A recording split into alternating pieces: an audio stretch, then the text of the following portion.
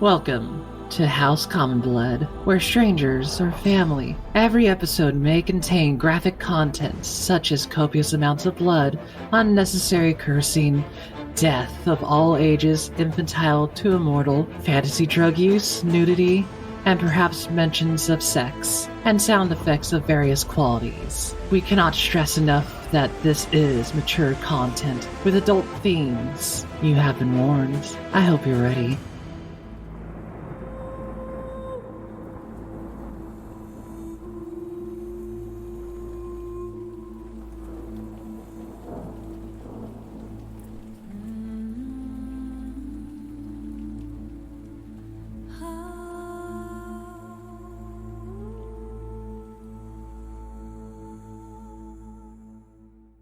Atticus, tell me, as you rest, what flashes through your head? What childhood memories do we see? So as Atticus is sleeping, he kind of opens his eyes and it's darkness, but not an unfamiliar darkness. Before kind of reminds him of his home. But instead of the cold air, it's slightly warm. Instead of the hard rock beneath his feet, it's kind of squishy. And as he looks around, he just feels this overwhelming darkness and a fear pressing on him. And he just hears a voice in the darkness saying, "The time approaches." And in a flash, he sees Juliet whimper. He looks down and he's a child. He looks up and he just feels something crawling into his mind. And then it goes to darkness again.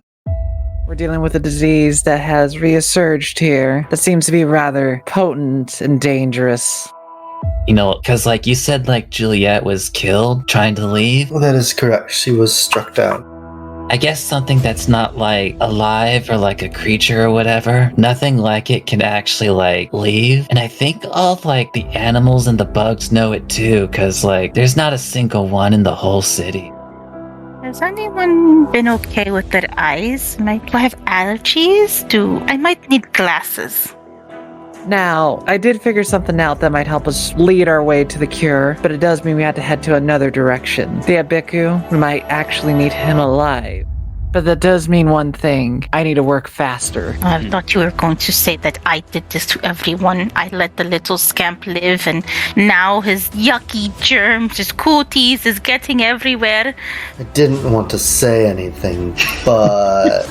Do we go after the Duke, or B, do we go after the Butcher? I think we should try to make it so that we can at least leave in case we need to find something. You see Street Rat at the door, and he just goes, "Shit, man, like, he was supposed to buy my shit. What the hell?" Wait. What do you mean he buys from you? He loves buying mindfuck. Can't get enough. Did he ever tell you why he needed the supply? Because I think if he had a good reason, this might be the thing we might be looking for. Specifically, how is mindfuck made? Oh, I can't tell you that. I'm not supposed to tell anybody. We'll need a lot, because tomorrow, if not starting today, if you make lots, we're gonna be hunting down the Butcher. So, as you're on top of rooftops, looking down your scope, you see an open grave, but it's filled. With him? Yes, you find an ebony man with bright blue eyes, still open. You see Sigurd, the man of the opposing team, and he throws the man to the ground.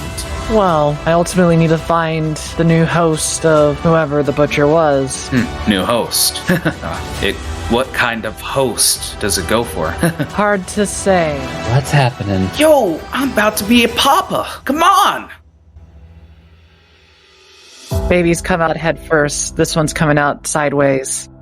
Yes, you take out the child. It does not cry. And as you take it out, and I assume hand it to the mother, Eddie, you keep hearing the father, Street Rat, just repeating, "Man, I'm sorry, man." And you all see the child open its eyes. It's bright blue. Welcome to House Common Blood. I am joined by John. Nope. Fucking hate you. John.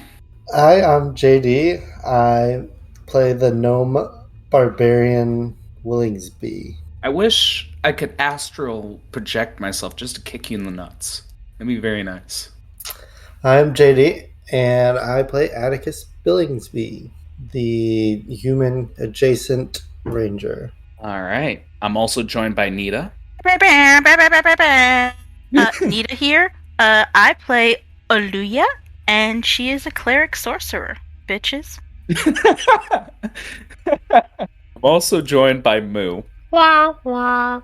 Hi, I am Moomin, and I play a Genasi artificer. All right. And I'm also joined by Mega. Hello, my name is Mega, and I play Eddie, the Otter Triton boy, and his best friend, Eddie.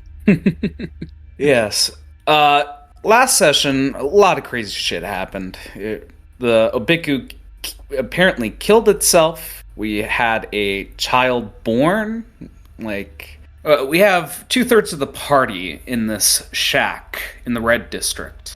And Atticus, for lack of better words, fucking off at the moment. And I think I would like to start off with Atticus. So the original ploy was Moo tried to get you split off from the group to have Sigurd follow you, but he took an interest in what the party was doing and ended up following the majority. What was Atticus doing, per se? Atticus just not trusting Sigurd is shadowing him, actually. So as he kind of split off, he quickly climbed up on the roofs and has kind of been like hopping along the roofs, following everyone, keeping an eye, but a safe distance away. All right.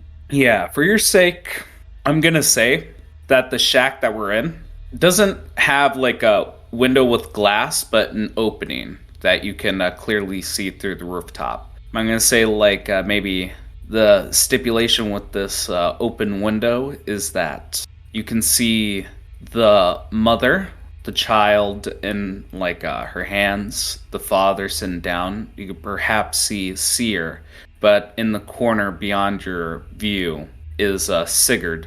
And I would say Luya, you said you were near Seer during this time during childbirth, and Mega, you're somewhere out of sight. Before I start off with the main scene, is there anything else Atticus is doing during this time? No, I think he's mostly focused on kind of ready to pop off when things turn. Yes. All right. Now, just so I have this on recording again, I am sorry for not mentioning this, but one of the rules for this expedition, this mission, is that prisoners can't kill other prisoners. There's very few rules that the party actually needs to follow.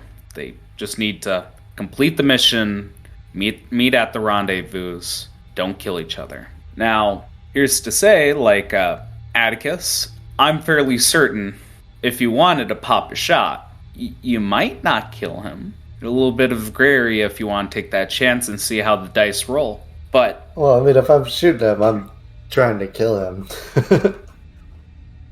So I'm just gonna shoot you, but no big deal afterwards. What do you think that plan is? Yeah, and again, those apologies for my part, but again, I don't control your characters. You guys can do whatever you wish. All right, let's set the scene a little bit. So the mother is holding the child. The child has bright blue eyes, and everyone in the room is looking at it. I need to ask everyone, during the childbirth, before it opened its eyes, did anyone feel happy to see a new life born into the world? Well, it's hard to say because I can't really see right now, so it's up in the air. Well, seeing what Mega wrote, if Atticus has to pay child support, then he was not happy.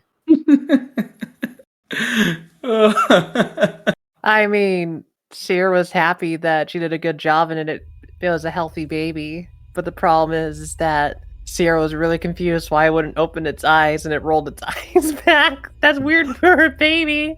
And now we know why. Ain't your normal baby. Ain't your normal baby. Oh, you could say that she was happy when it initially came out. There you go. Yeah. And did Aluya and Mega succeed on their the rolls against the disease on our last session? Correct. Yes. So Aluya, even though we have flavor, your eyesight is somewhat normal. You did get to see this. Would you say Aluya was happy to see a baby born into the world? I think she's pleased the baby's not dead. What about Eddie? Would Eddie be happy to see a new child in the world? He's just more interested because he's never seen it before. Alright. Not like you had any siblings. Yeah. Alright. If that's the case, Moo, make me a charisma saving throw. 16 or higher. Well, I'm not going to survive this one. Let's find out. I got a 12. Roll 1d4. What do you get? 16 now. Ooh. Right on the money. Ooh. Alright. I want you to write down and edit your charisma ability score. I want you to take 4 points of charisma drain. As you do feel this happiness inside of you, it quickly leaves you. You feel drained, a little exhausted. Perhaps it was the stress of the situation of doing a C-section on a woman. But yeah, you don't feel right. In fact, if you try to feel happy again, it's a little hard. Like you're starting to numb to that emotion. Now, with the situation in hand, we see the baby, its blue eyes. I want to know, what does everyone do? And I will put out there, if you try to grab the child, we're gonna have to roll for initiative. If there's anything you'd like to do or angle for, now is the time. Is Juliet... I don't remember if I ever said Juliet was out and about right now. Now would be the time to mention it. If I didn't say before, she is now out and about. Yes, you see her scampering about. And we see Sigurd, eyes locked onto the child, then he looks at the room. There's just a deathly silence. Baby's not crying, no one's talking, there's a heavy air, and Sigurd looks at Seer, who just... How do you look after that? I don't know. What does a charisma 4 look like now? Disheveled. Perhaps you have like a look on your face that doesn't look appealing. Maybe it's contorted. So maybe disturbed. Yes. Disturbed. Yes. Yeah, probably look disturbed. That might be the most accurate one. Yeah, just for a little bit of excitement. Tell us what your charisma's at the moment. As I said, it is a charisma of 4. Charisma of 4. And if memory serves me right, and I could be wrong on this, if any ability score reaches 0, isn't that like forms of death? Oh yeah, you would instantly die. So like, if it's Constitution, you die from just lack of Constitution, die from brain death, from intelligence, wisdom. Some people say you go mad. Charisma, though, is the interesting one, because when I looked it up, you just don't exist. Yeah, much like this town. Of no friends. Dude, those are really bright. Yes, they are. Very bright, very blue. I could definitely say congratulations. I think the mother just has a sorrowful expression as she cradles her child. It's like no one else is in the room with her. And I think Sigurd would just say, so, why do you want to heal this town? Why do you want to get rid of this disease? A disease that slays, maims, or ails people from being able to live a life is not a disease I dream to see. In fact, I imagine if you were under an ailment, I imagine you would seek refuge or some form of salvation on that. It gives people hope, but it also lets people continue forward. Don't you remember why we're here? Why we came for this god-forsaken town? I haven't forgotten. Squints his eyes, looks towards Aluya, looks towards Eddie, and back at Squints Seer. back at him.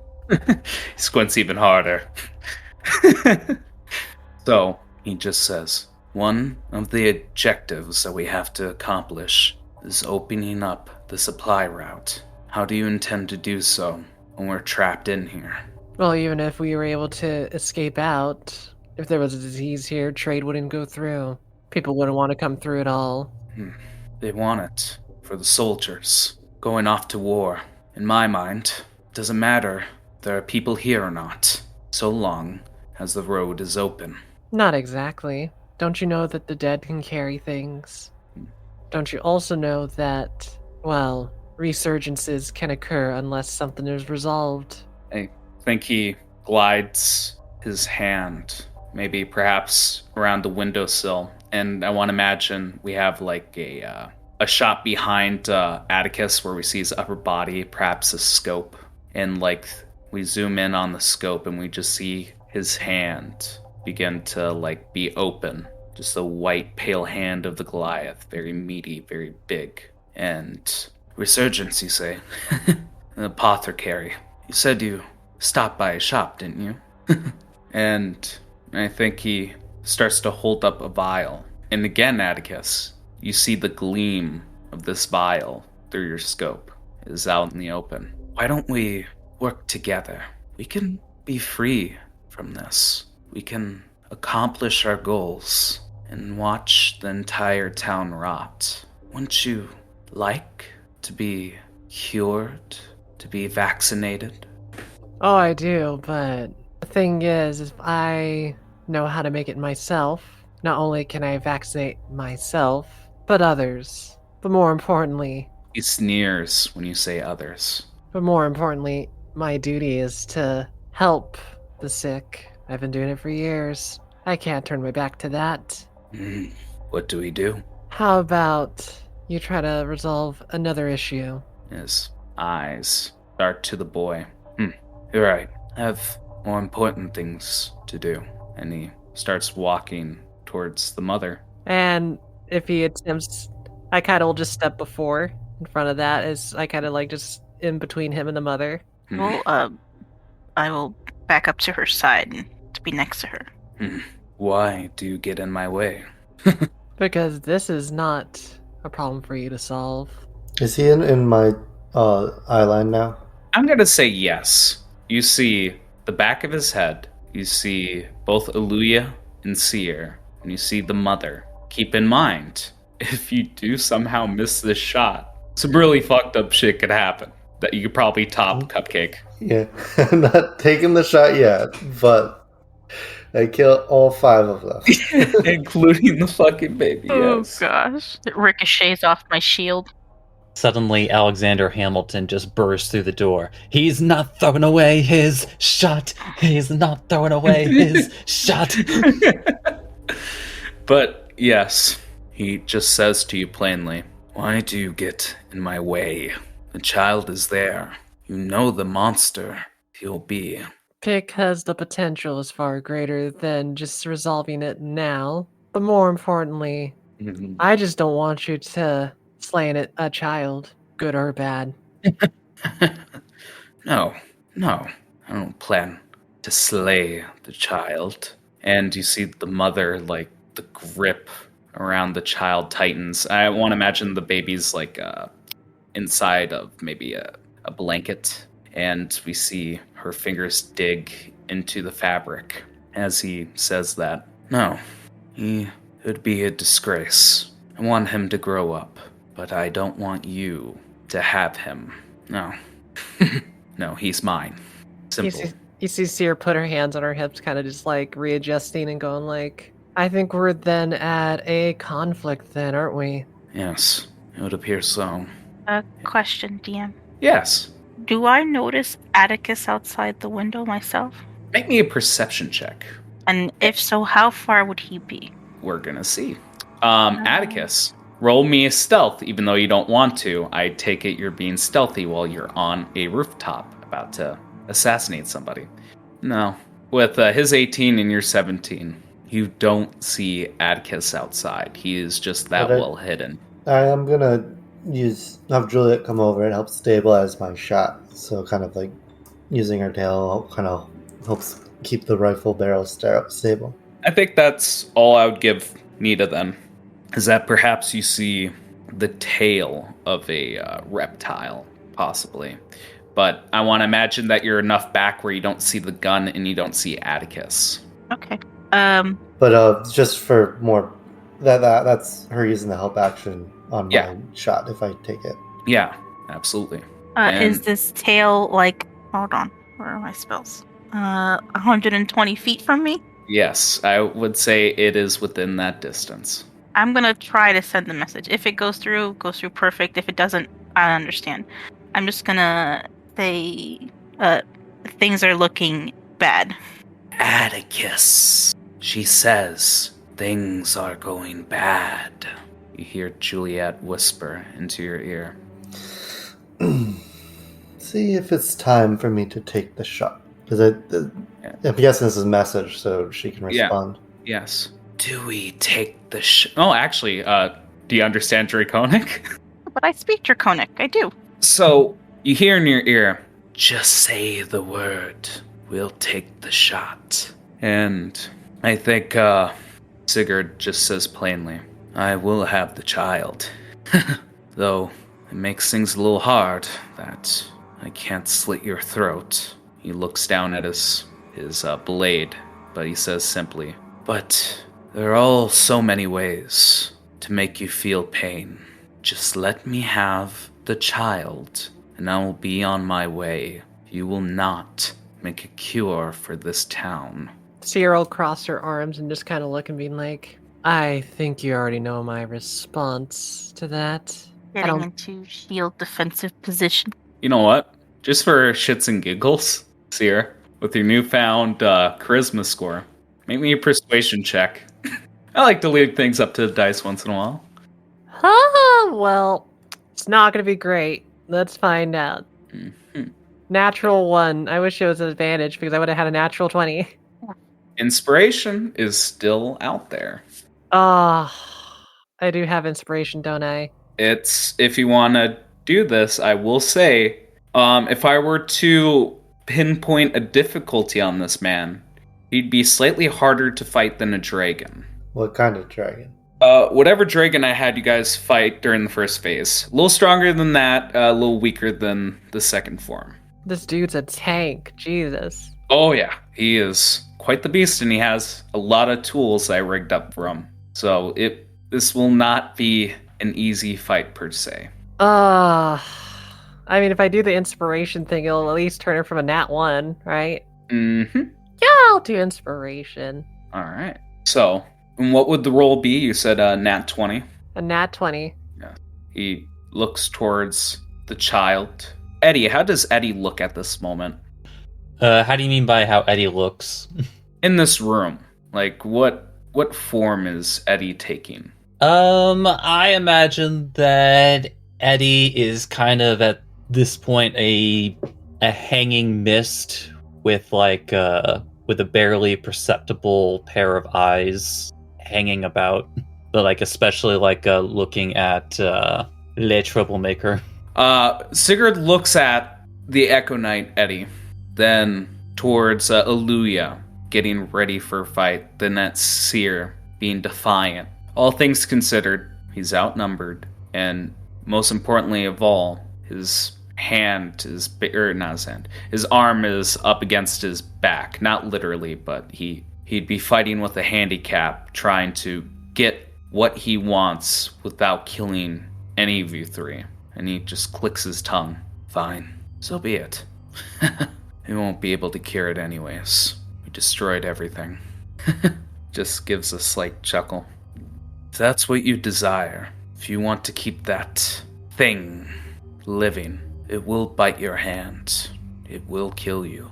This is your decision, not mine. You're going to do more damage than I could ever do. And he just gives you a smile. It was fun. Thank you.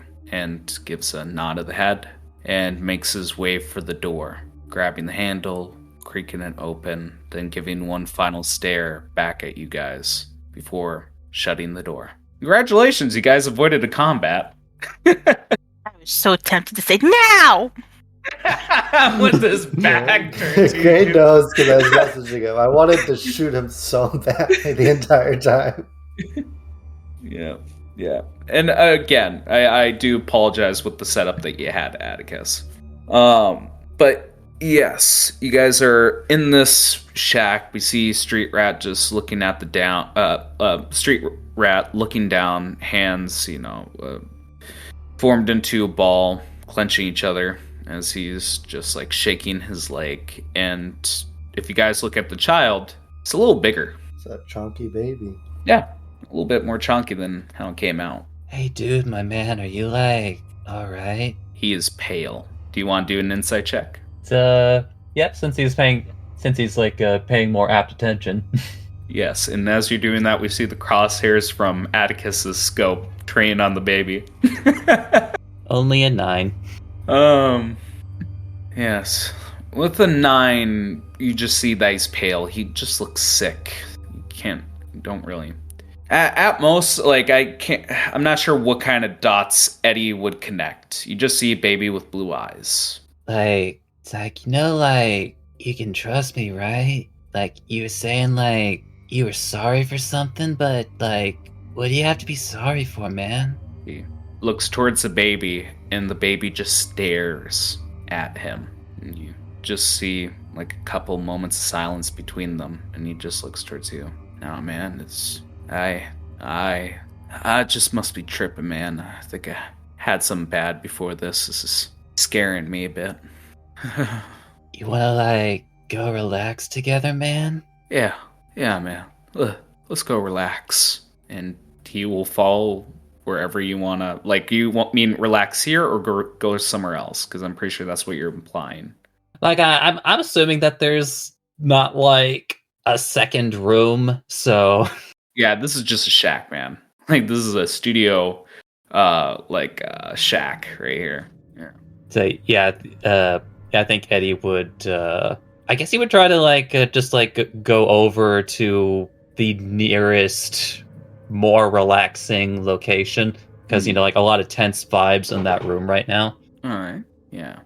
Guys chill. Maybe, like, something rolled up, maybe a doobie. Just hands you one. Smokes a little bit himself, and smoke just escapes his mouth. And he just says in hushed tones, Eddie, that baby ain't right. You know, she's been pregnant 4 times this month. Just smokes that is like a doobie. Breathes out. Yeah. 4 times? 4 times. Is that normal? No, man. No, it's not normal. And he leans in closer. You can just barely hear it as he says, but he just keeps coming back every time. And maybe this would be kind of like more the moment where like the dots more readily start connecting. Just like, oh, okay, I think I feel you now. You feel me? You feel me?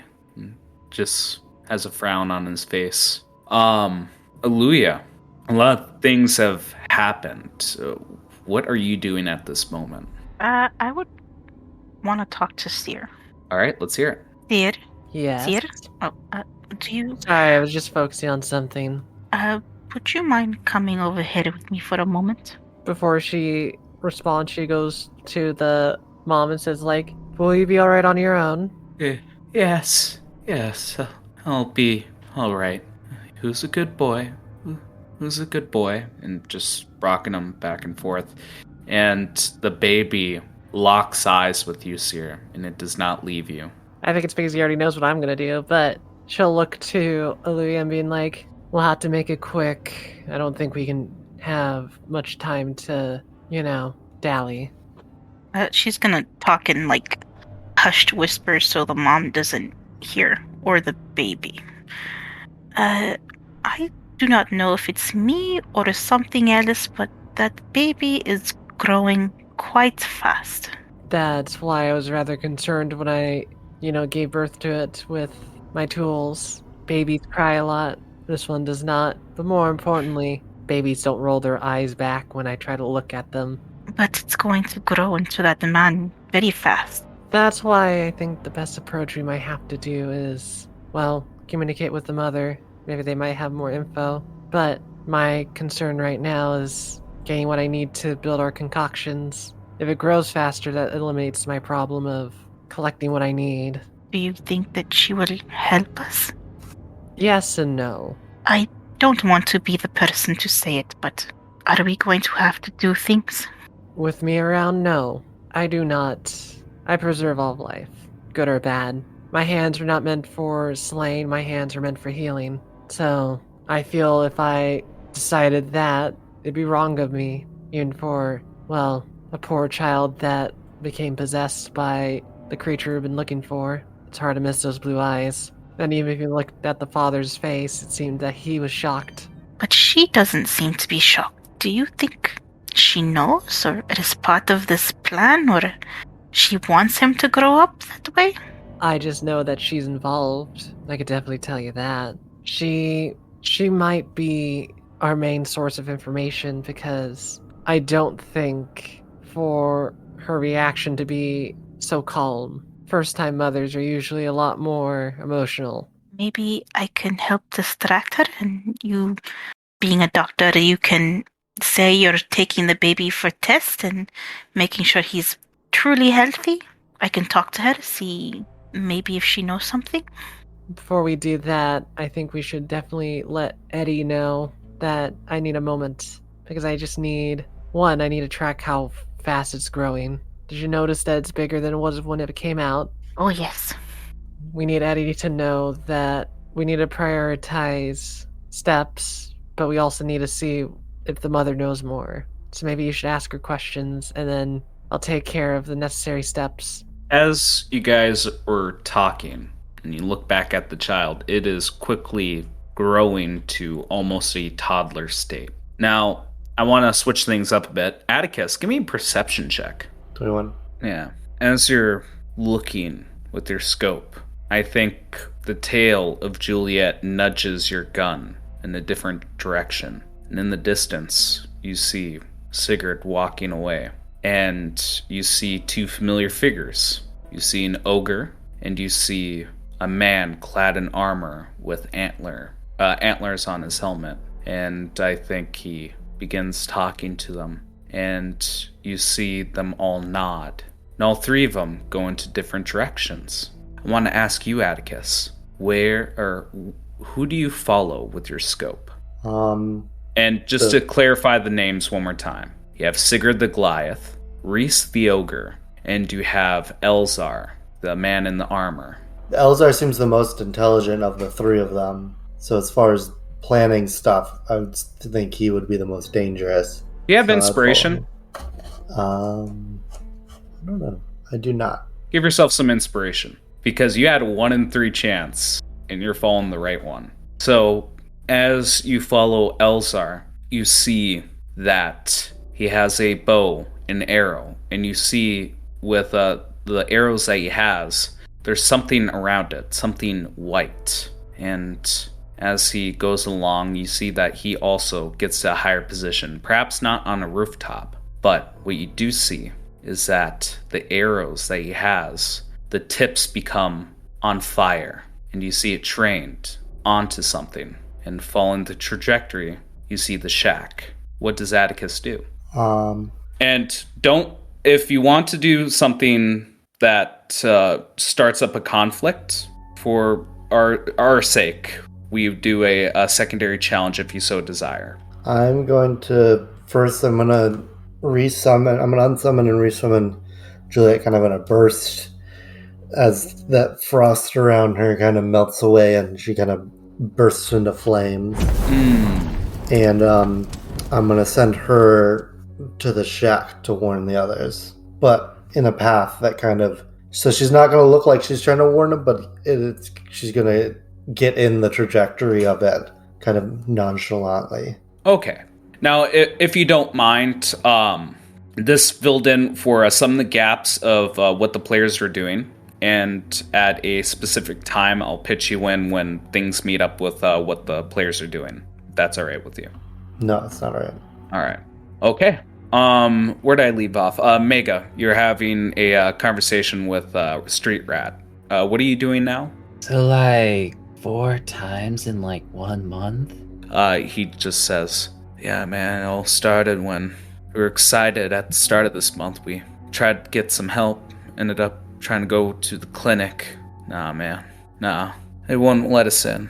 So we went to the only place we could, Heartland Homes. And Eddie strikes up memories of where you and that blind child were playing at. It was the orphanage, or the child services, is better put, for orphans and children alike. And he just says, yeah, we asked the lady for some help. She said had experience delivering. After that, it's a monster. Can't stop him. Just begins to hold back tears, but you hear him whimpering as he puts his hand to cover his eyes, probably rubbing at his forehead. What do I do, man? What do I do? Well, like, I'm not really sure how you feel about it, but if that baby's the thing that, like, we need to help, we, like, I guess need to keep them around for a little bit, but after that, like, we actually kind of have an idea of how to stop it, like, for realsies. But if, like, we do it now, like, I guess a lot of people are gonna get sick. And he just says to that, no, man. I don't know. It's gonna hurt us. And you see him, like, grabbing, like, to his body, like a phantom pain underneath his chest as, like, he begins to talk about this. Never be safe from him. He'll keep coming back. He seems like he's in a catatonic state. It's just consumed by fear. Hey, like, my dude, don't worry. Like, my, like, friends and I, we're like this. It's like, we'll totally help you out, cause, like, that's what bros do, you know? Yeah, that's what bros do. Give me a persuasion check. 24. 24? Yeah, if you have a feeling if you need any help, especially in regards to his baby, he'll more than likely help you. We need to kill your baby right now. Yo, man, let me get the steak knife. But yes, Aluya, Seer, what's the game plan here? Okay, well, it seems like the clock is ticking. So what do we do? What should I do for you? Message Eddie. We gotta start now. How far is Eddie from me? Actually, I'll let Mega paint the picture. Where the hell are you? Are you more than 120 feet from me? Then eyesight. Oh god. It's like I would say, like, especially if there was just like, I mean, I know it'll sound weird, but like to certain people, like an alley can be a comforting place.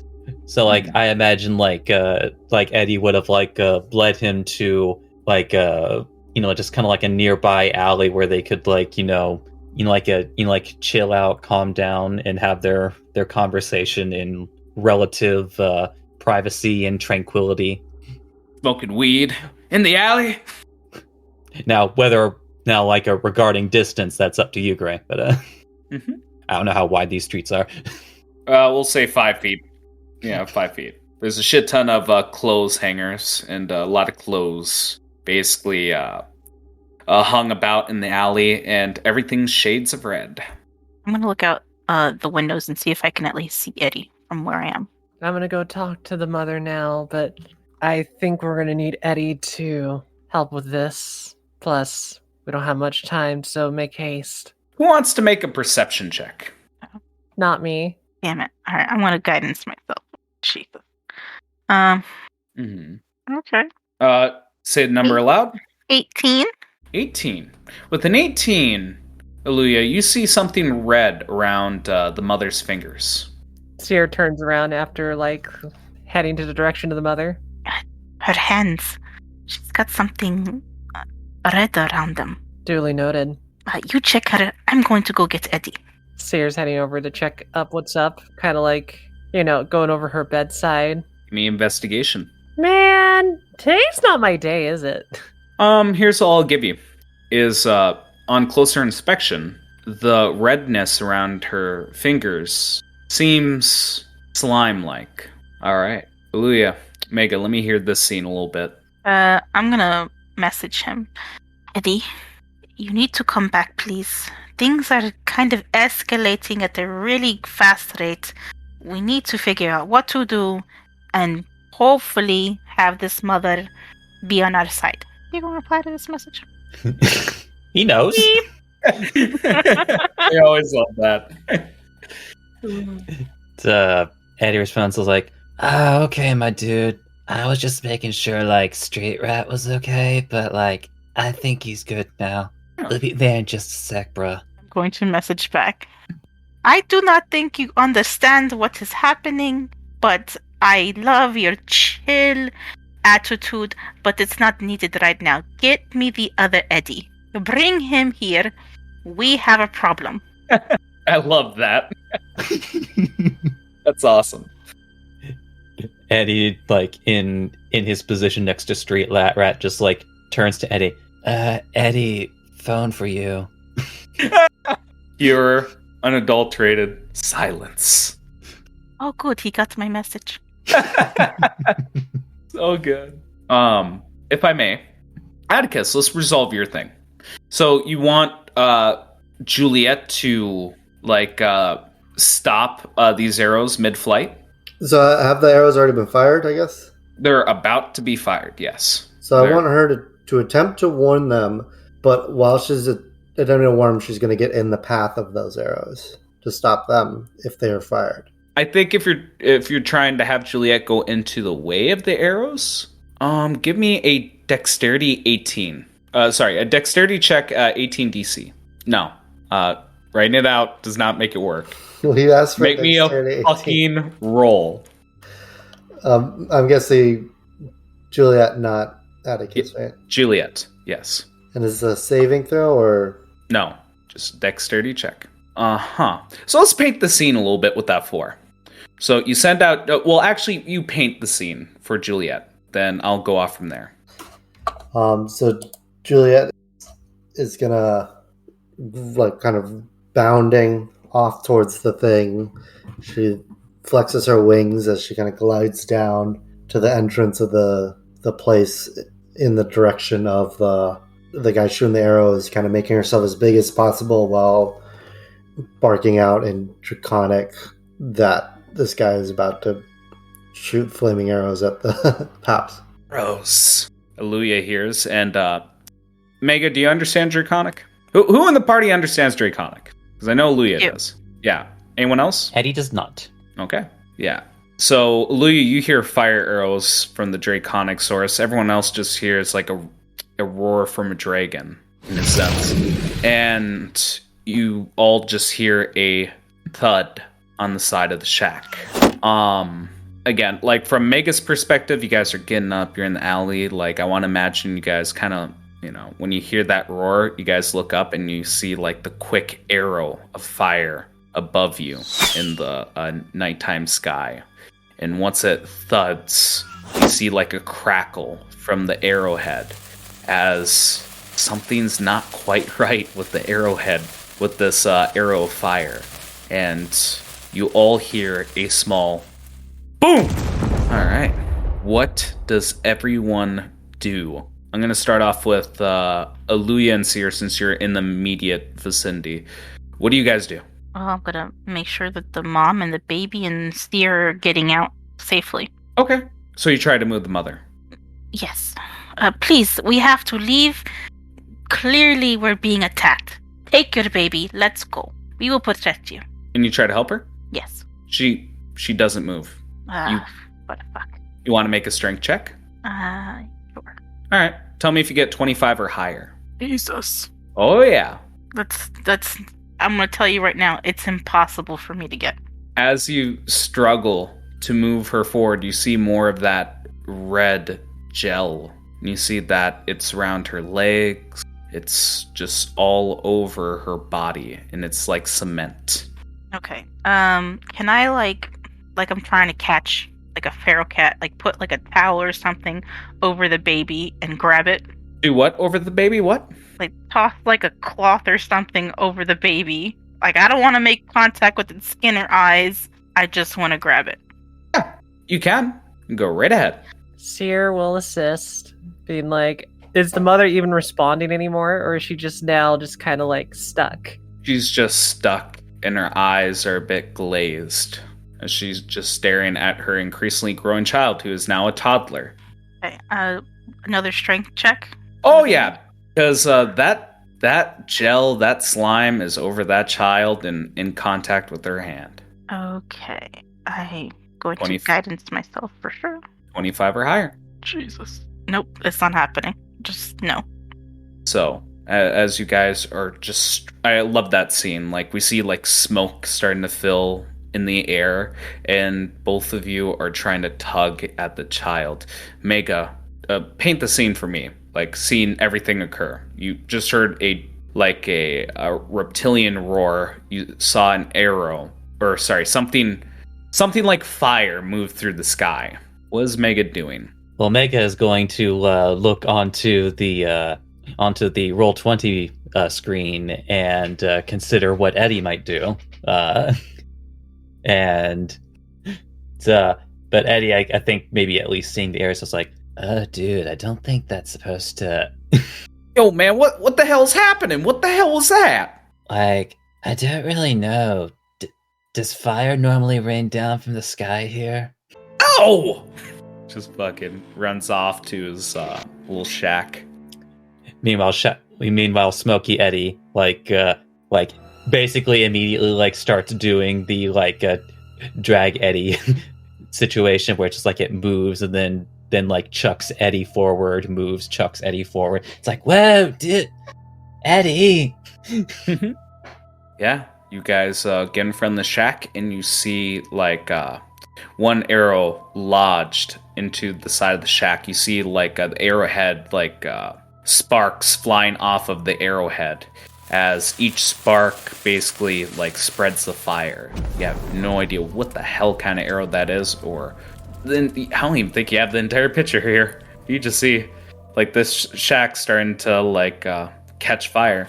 How high up is the arrow? This is a shack, so I would say like a good 8 feet. 8 feet up. All right, so then yeah, if it's I mean, I guess like a first attempt, since it's literally just an arrow, but it seems to be like continuously producing that same sparky like effect. It's like Smoky Eddie flavored with Mage Hand is going to like remove the arrow that is stuck to the roof.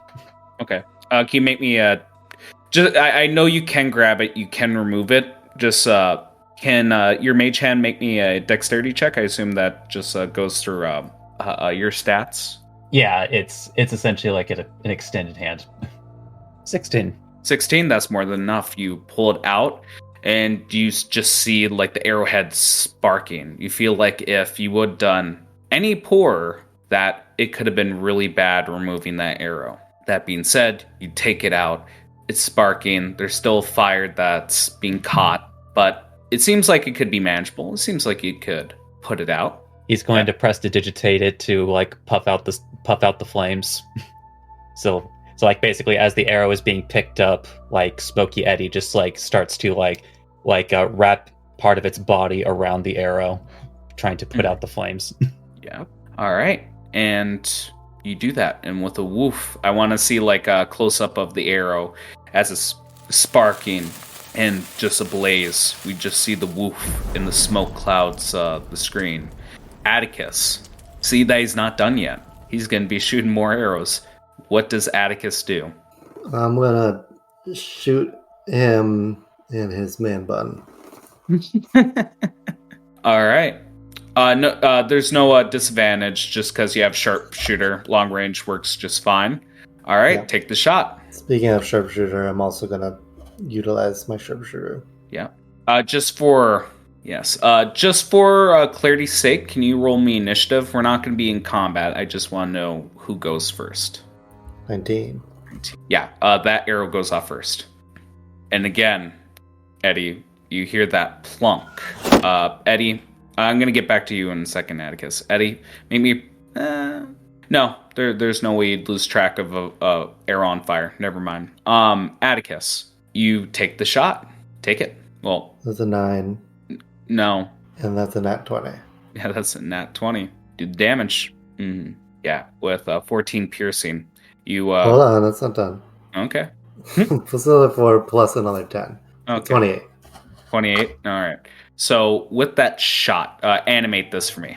So, fortunately, Atticus knows that he's not supposed to kill these guys.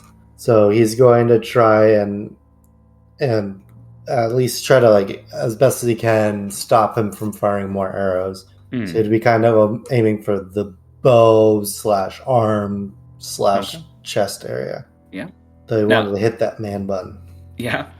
Just as a reminder, and correct me if I'm wrong, Mega. Ranged attacks cannot be non-lethal. Is that correct?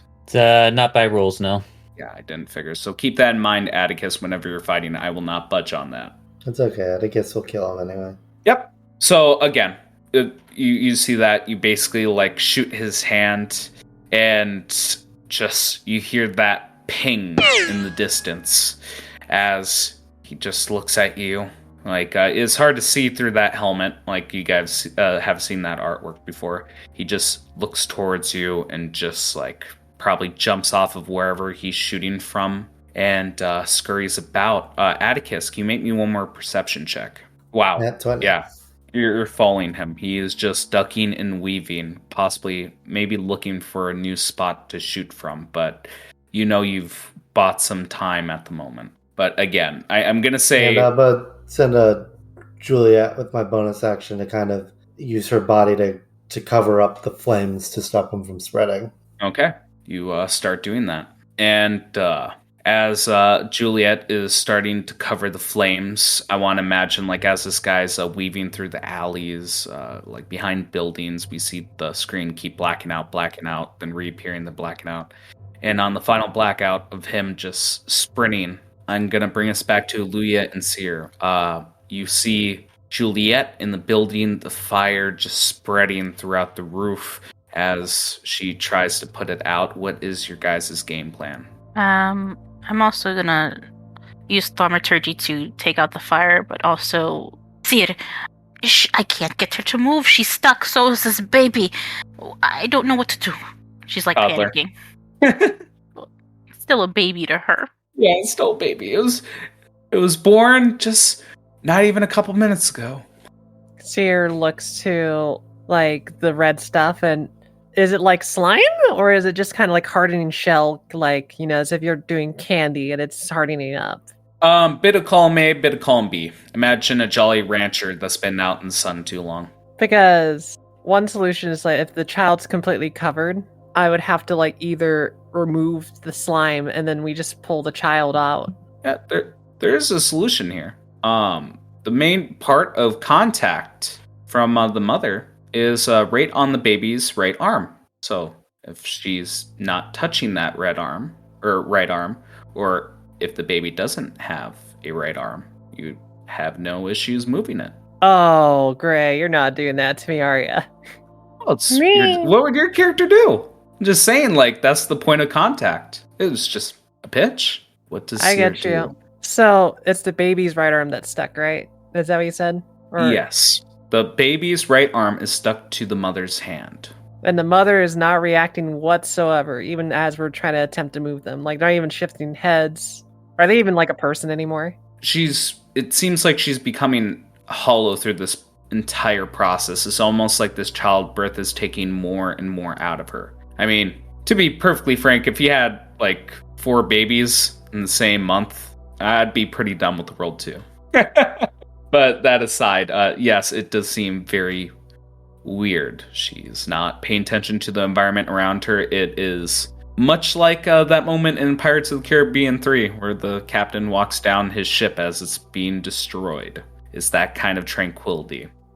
Well, I didn't want to do this. Brute force method. Seer looks to Rascal and goes like, shoot there, at the mom's hand.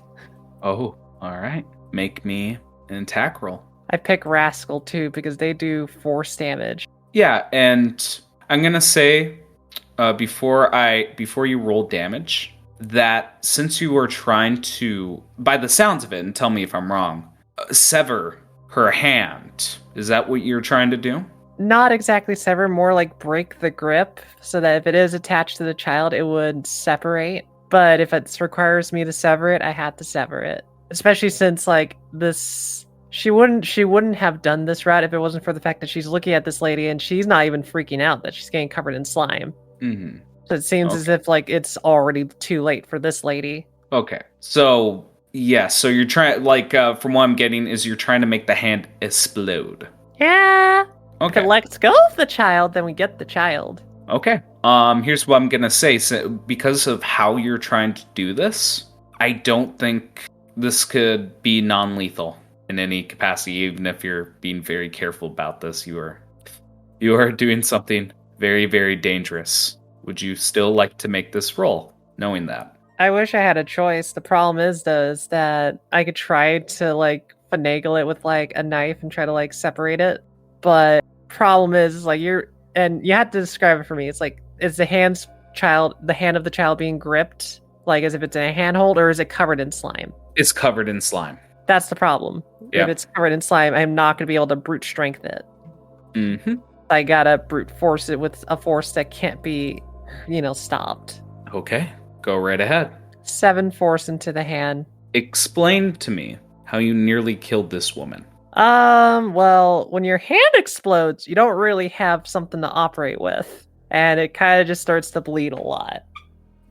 However, reason why I'm not too freaked out is because Seers also can stop it by immediately after cast Healing Word. But she pulls the child out and basically chucks them to Aluya. Yeah. You grab the child. It's basically a toddler at this point, and say about. Still wrapped in the blanket like a bad kitty. Yep. You're trying to clip its nails. And I would say, like, the height of the kid is more than likely up to, probably mid-thigh level. I know it doesn't really help since everyone's at different heights, but you know what I'm saying. Like, he's getting there. When you grab the child, he has the creepiest smile you've ever seen. I don't see that fool. I'd drape that shit over him. I'm talking to Seer. As Seer grabs him. He doesn't have any teeth yet. Or perhaps he does have teeth and you see them fall out and grow back in. But yes, you give that to Luya. When I tried to first grab him, because I didn't know, because I have a disease still. Yep. And this child is super suspicious, because he's evil and whatnot. Mm-hmm. I wanted no contact with him. Okay. So I didn't want to see him or touch him. Okay. Yeah. As the child goes into your arms, Seer goes through her bag, throws 2 things to you. She throws you a small bag, and then she throws you a bottle, and simply goes, I think it's nap time for them. You might need to put this on their face so that they go to sleep. Bottle, I just want to make sure it doesn't break. I'm going to try my best to help out the mother still, but I don't know if there's much hope for her. The thing is still inflamed, so I'm going to hold off on trying to get him to sleep. I'll hold him. How are you holding him? True. I have no free hands. Well, I sheath my spear and my shield to my back, so, She's juggling him like a soccer ball. Basically, and the pouch I gave you, the bag is full of the eye stalks of sleep. Okay. Basically, put that thing to sleep. Mm-hmm. Yeah. It's in the bottle. I gave you a pouch and a bottle. I gave the bottle just in case if things go bad that we have a bottle. Okay. So again, tell me, Aluya, how are you holding this child? Paint the picture for me. So the baby looks like a ghost, so I'm just kind of holding it in my arms like a seat. Like my bottom arm is for his butt, and then my front arm is like his seatbelt. I don't know if you know what I'm talking about. Yeah, I got you. Yeah. So I'm not even sure how I want to do this. Aluya, you feel something warm on the side of your body. Like your armor is getting a little hot to the touch. This motherfucker. Yeah. You see in the toddler's hand some red slime, and as you look at it, like prototype style, you see the slime form into a knife as it is just scraping at your metal. And you just hear the child speaking its first words. Die, die, die. Just. Well, how does the powder work? Do I just unwrap him and I throw it in his face? What do I do? Throw it into their face. You don't need to unwrap them. Just put it on his nose. He can't ignore it. Alright, what I'm gonna do is I'm gonna set him on a table or something quick and quickly yank off the sheet and just kind of pawn him in his face with a little bit of this stuff. Make me a dexterity saving throw during that process. Okay. Thanks. And tell me what you get. Ring of evasion. Read it. Yeah! 21. Not even gonna. 21. Well, actually, no. Just in case, because this little fucker, I will guidance. Okay. Guidance doesn't No. affect saves. Oh yeah, Oh, that is okay. correct. Thank you for the reminder. Okay, 21. But no, you're fine. It's just as you're going through the process, I want to say like your hand maybe reaches somewhere around the child, and you just see like the red slime dagger just pound into the wood next to your hand as you're doing the process. But yes, you put the powder on its nose, and it begins to No. sleep. We're not putting it. It's kind of like when you're kind of chucking salt, like Salt Bay with a little more force. What? I am not catching what you're throwing down. Go ahead here. and look on Discord. I gave an example. Okay, that. Okay. Yeah, like you're hitting it with a bag of flour. We just see we see the powder.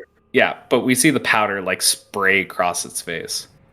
And yes, it does fall asleep, but the house is still going ablaze. Mega, what are you doing outside? Well, it's like, I will say, like, when you say, like, ablaze, as in, like, it's now, like, sufficiently, like, on fire, or just, like, portions of it are on fire? Portions of it are on fire. So, like, on the inside, the roof above them is starting to, like, eat away at the poorly made shack. And I would say the left side of the building is starting to have, like, a snake trail of fire from where all the sparks flew off. All right, in which case, looks like we're going to be getting a coordinated Eddie effort as, well, I guess, like, Eddie will take, like, a position, like, especially on the left side, basically the one that seems like the most in danger of, like, getting uncontrollably on fire, and he is going to let out the biggest drag from his mouth as he uses Gust of Wind, which all right. mechanically puts out non-magical unprotected flames. Yes, and you do just that. Like, go a step further. Like, as this goes about, like, paint the picture a little bit more for me. Yeah, so, like, as I said, kind of like a coordinated effort where just, like, Eddie is just, like, releasing this huge blast of, like, of smoky wind, and as he's doing so, like, Smoky Eddie is kind of, like, moving Eddie's body around, like, various parts of the building to, like Eddie is in one location, and then, like, once that area starts looking better, then immediately Eddie gets, like, ported over to another part, and the wind is, like, blasting in the other direction to get a different part of the fire, and just, like, all over the place, just putting out these flames. Like, essentially the smoke is quenching the flames as it travels. Excellent.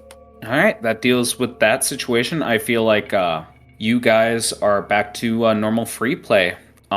There's no problem with the house being on fire. The problem child is put into timeout. He's went to bed early, and the woman's hand is bleeding a lot. That's why I did healing word, if you remember. Okay, so you do healing word. Let me hear the actual words. I kind of want to hear what you say. It's honestly going to be a sad one because she's just basically going to, like, gently, you know, like, not put her hands on the slime, but, like, close by, just simply say, "I'm really sorry." As it kind of does the healing word. Yeah, and as you do that, you notice that she's starting to get a bump on her stomach. All right. Woman's not dying. The house is not on fire. The problem child is put to sleep. What do you guys do to end off this night? And I gotta shoot a man bun.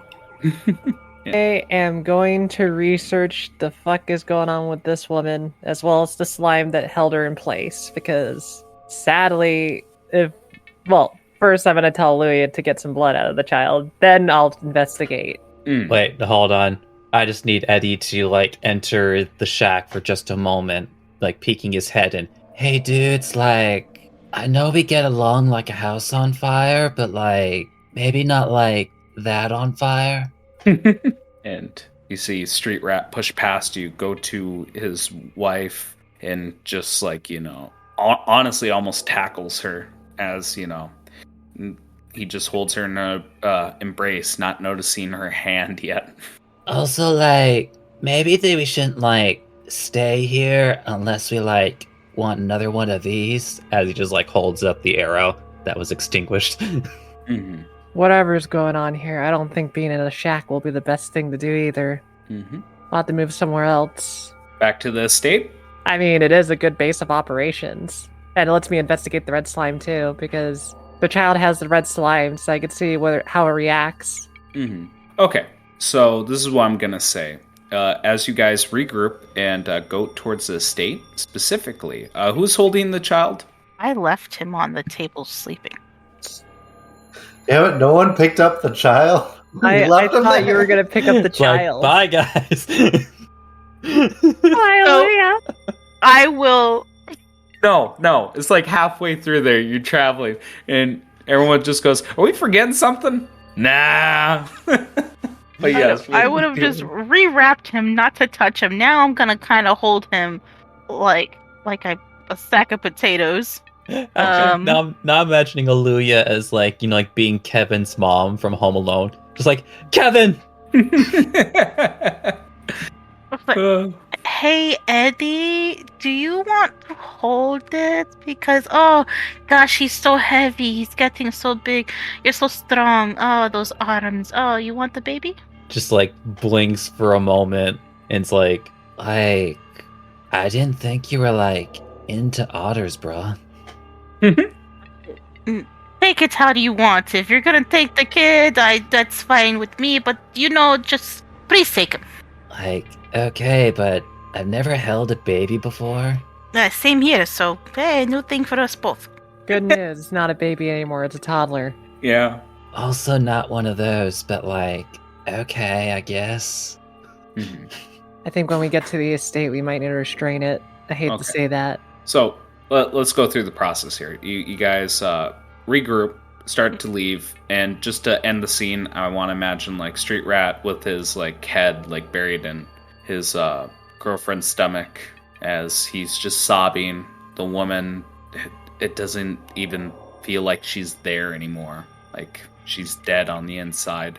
And we end the scene with like the door to the shack closing, blacking out the screen.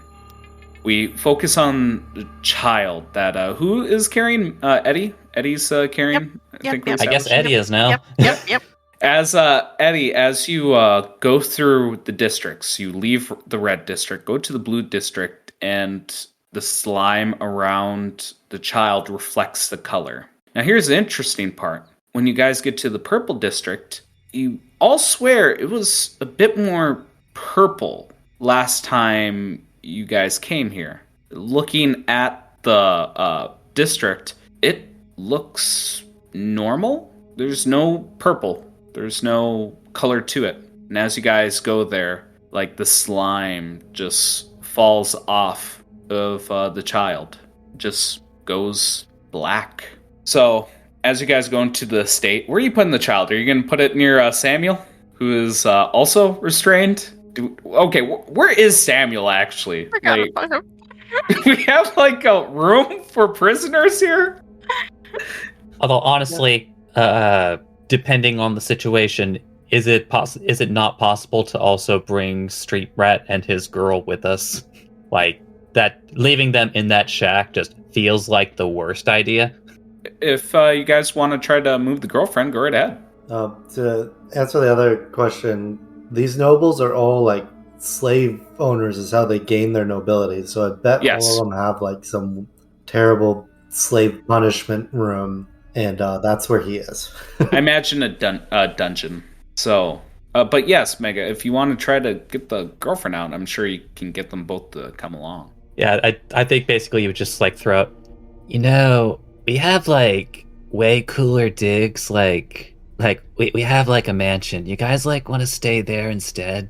And yeah, like he looks to her, tries to talk to her, but she is not with us at the moment.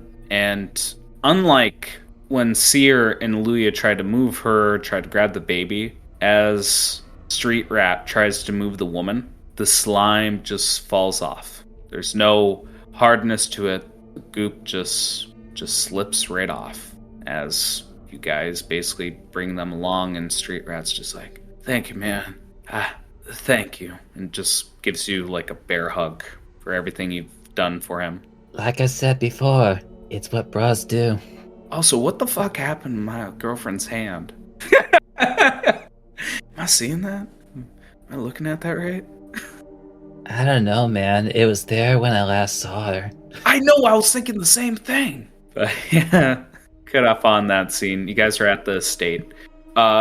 In the dungeon, what do you guys do? I kind of want to finish off the evening so we can move on to the next day. I would actually take an hour to kind of fiddle with this new spear I was given and attune to it. Okay, you do. You want to read off to the audience what the spear does? Sure. Let me go to it. Is called an ether spear. The spear can slip through the ethereal plane to reach its destination. You gain +2 bonus to attack and damage rolls made with this magic weapon, which deals force damage instead of piercing damage. When you take the attack action with the spear, you can choose a point you can see within 20 feet of you. The end of the spear vanishes and reappears at that point, allowing you to make melee weapon attacks and the spear against the creature in or adjacent to that space until the end of your turn. You ignore half cover with these attacks and treat 3/4 covers as if it were half cover. You can use a bonus action to see 60 feet into the ethereal plane for 1 minute and can use the spear to attack creatures you can see on that plane. Once you use this ability to see into the other plane, you cannot use it again until you finish a long or short rest. Yes, a very unique spear when dealing with this problem child. So, enlighten me. You guys go to the dungeon. Samuel is watching you guys come down and just goes, "Why, I didn't think I would have a child as company. What are you up to, Atticus?" Who says this? Samuel, unless you want to bring the child to a different room in the estate, I assume that you want to keep them both in a dungeon. You should have Samuel hold the child. I'm more shocked that he has the audacity to talk to me.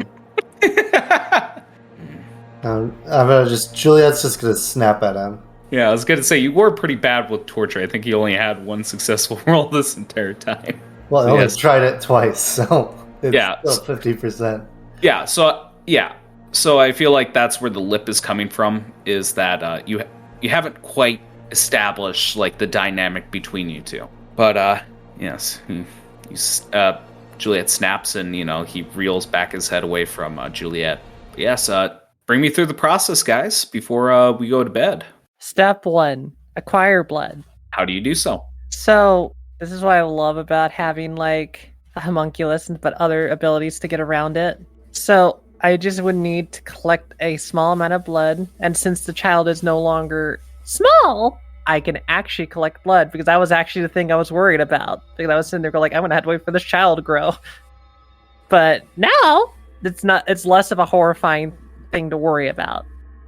So basically simple, just quick cut, nothing lethal, drain a little bit of blood so I have a collection and be able to make a vaccine and collect a little extra to help out. Is your homunculi like does it have like a syringe in its mouth or something? I kind of want to imagine it like bites the child a little bit, not anything dangerous, but I mean, like secures itself with the maw around like the toddler's arm or somewhere with the vein, and like its tongue has like a syringe pop out.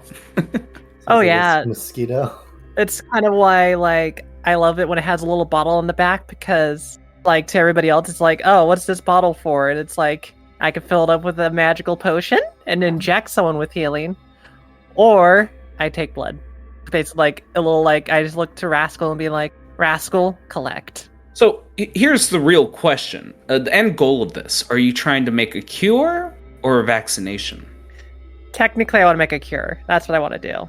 That's what I'm doing, because I already have supplies to make the cure. Mm-hmm. So Seer would just kind of be like looking to Aluya and being like, I would recommend you restrain that child, or soon to be young adult, and make it so that they can't leave. And Aluya, I want you to be detailed. How do you restrain the child? Is there anything heavy, like made of metal, in the room? Well, we can all paint the picture on this. What kind of heavy? A great sword. I was gonna say, like, in a torture room of a dungeon of a state, what kind of heavy metal would be in there? Let's see. Oh, I'll You know those racks where they kind of shackle your hands and your feet? Yep. Like the one that stretches you out? Yeah, Yeah, I know what you're talking about. that. But I'm also gonna add extra restraints on him. Extra rope, extra, what do you call them? Like cuffs, manacles. There we go. And then I'll have Atticus check to make sure they're tight since he's an expert in torture. Yeah. All right. Atticus. I want you to bind the child, and I can't think of a skill that would go along with it, so I'm just gonna say dexterity. Make me a dexterity check. Yeah, you think it's pretty good with guidance. 17. 17. Yep, you did a fairly good job tying this kid up. Yeah, this is a fucked up scene, actually. We got like a noble, I assume, like tied to a chair, and we have a child, a toddler, strapped up to a torture device. But yes, what do you guys do now? The kid's restrained. Yeah. Now, should we break his legs so he can't escape? No, I mean, if we wait until he's a little older, I would not have an issue with that. But he is still young. Let's wait till he's not a baby or a kid. Like 20. My dudes, not for nothing, but like, what if they get like really big overnight? Then the shackles will break his legs for us. That's a good point, Eddie. I mean, yeah. I mean, if he grows, it would just be pain. Unless like their body's like so thick that it breaks the restraint. That's like so many restraints. There's rope, there's manacles, there's chains. I recommend using more rope then. I think like if we wanted to be like really sure, like we should do one of those Eddie looks over to Eddie. Right, watch things.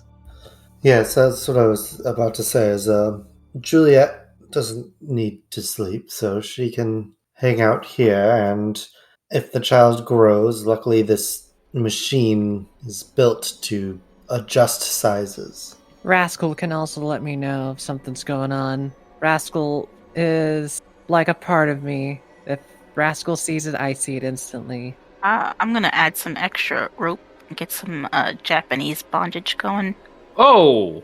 Dear, Olivia! No, but I will use extra rope to just, I'm like laying Eddie on just like thick. blinks, just like, oh, I've used that before. No, Oni-chan, no. Deer's gonna give you their extra rope. Just, oh god. Yeah, please, tell me how you do this to a toddler on a torture rack. Well, I'm not trying to torture him. He's just kind of placed there at the moment. Oh yeah, with bondage. I took out the bondage part, but like, but yeah, I'm gonna make sure it's like wrapped around his torso, his arms, his legs. Yes, he cannot escape. Now, ethically, I don't know if this is the best move, but Atticus is gonna start pulling out his poisoner's kit and seeing if he can concoct something that will weaken the child. Okay. So we got one person working on a cure and the other one working on a poison. Let's see some rolls. I'm gonna guide Seer. Not me. Yeah, I was gonna say DC 20 for both of you. I think they want to make sure that we get the cure. Yeah. Mm-hmm. Do you want me to just roll? So since this is a medicine, do you have a med kit? Not a medicine kit. I do have a healer's kit, but you're talking about like an herbalism, alchemy, supplies. I got a few. You can justify any of those kits. So I will allow you to use a kit. All right, let me make sure I adjust it. Mm-hmm. Oops. Let's see. Let me make sure. That is a 29. Wow.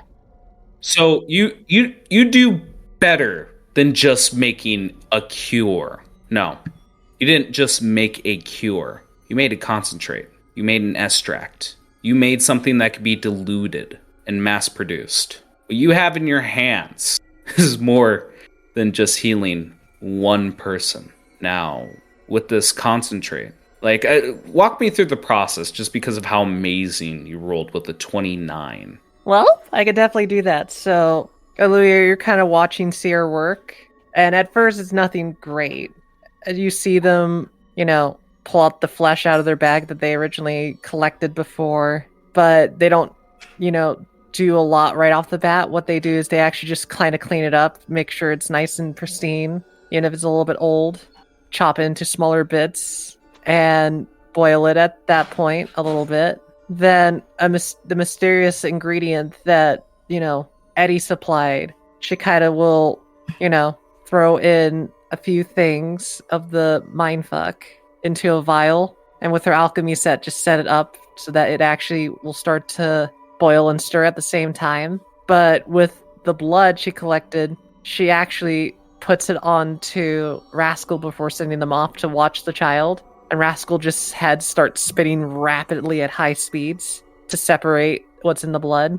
Mm-hmm. And with the combination of all these things, they will eventually have a concentrated solution from the mindfuck. So it is very damn hardcore mindfuck. The meat/flesh has been rendered so that it only needs the liquid. So they don't need the fleshy bits. And since it's separated, she starts to, put them together into like a small dish of some sort. Not the whole entire things, but like little parts. And they start experimenting the right, amounts, because they got to figure that out. But then after figuring out the right amounts, they start to imbue their magic that they have naturally from their body, creating this light heat from coming out of their hands as they kind of meld it with energy from their own soul of fire.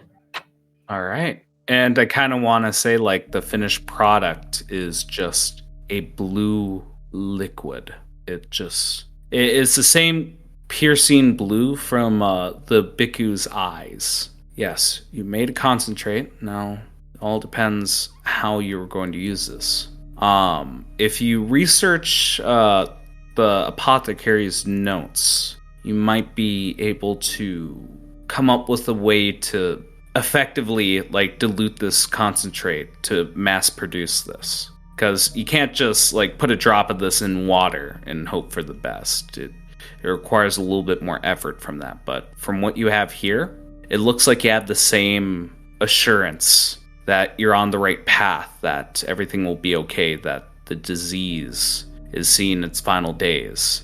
You have the same confidence as Sigurd did with his vial. Seer's gonna look to Leah and being like, give me a little bit of time, and we will no longer have this issue in the future. But her voice is not as confident as it used to be. In fact, you might think that, her, bolstering voice has seemed to be kind of like weakened a bit. Because she doesn't quite sound as confident, can I roll an insight check? Yes, please. And Seer, can you just make me a straight charisma roll? Just don't tell us anything about it.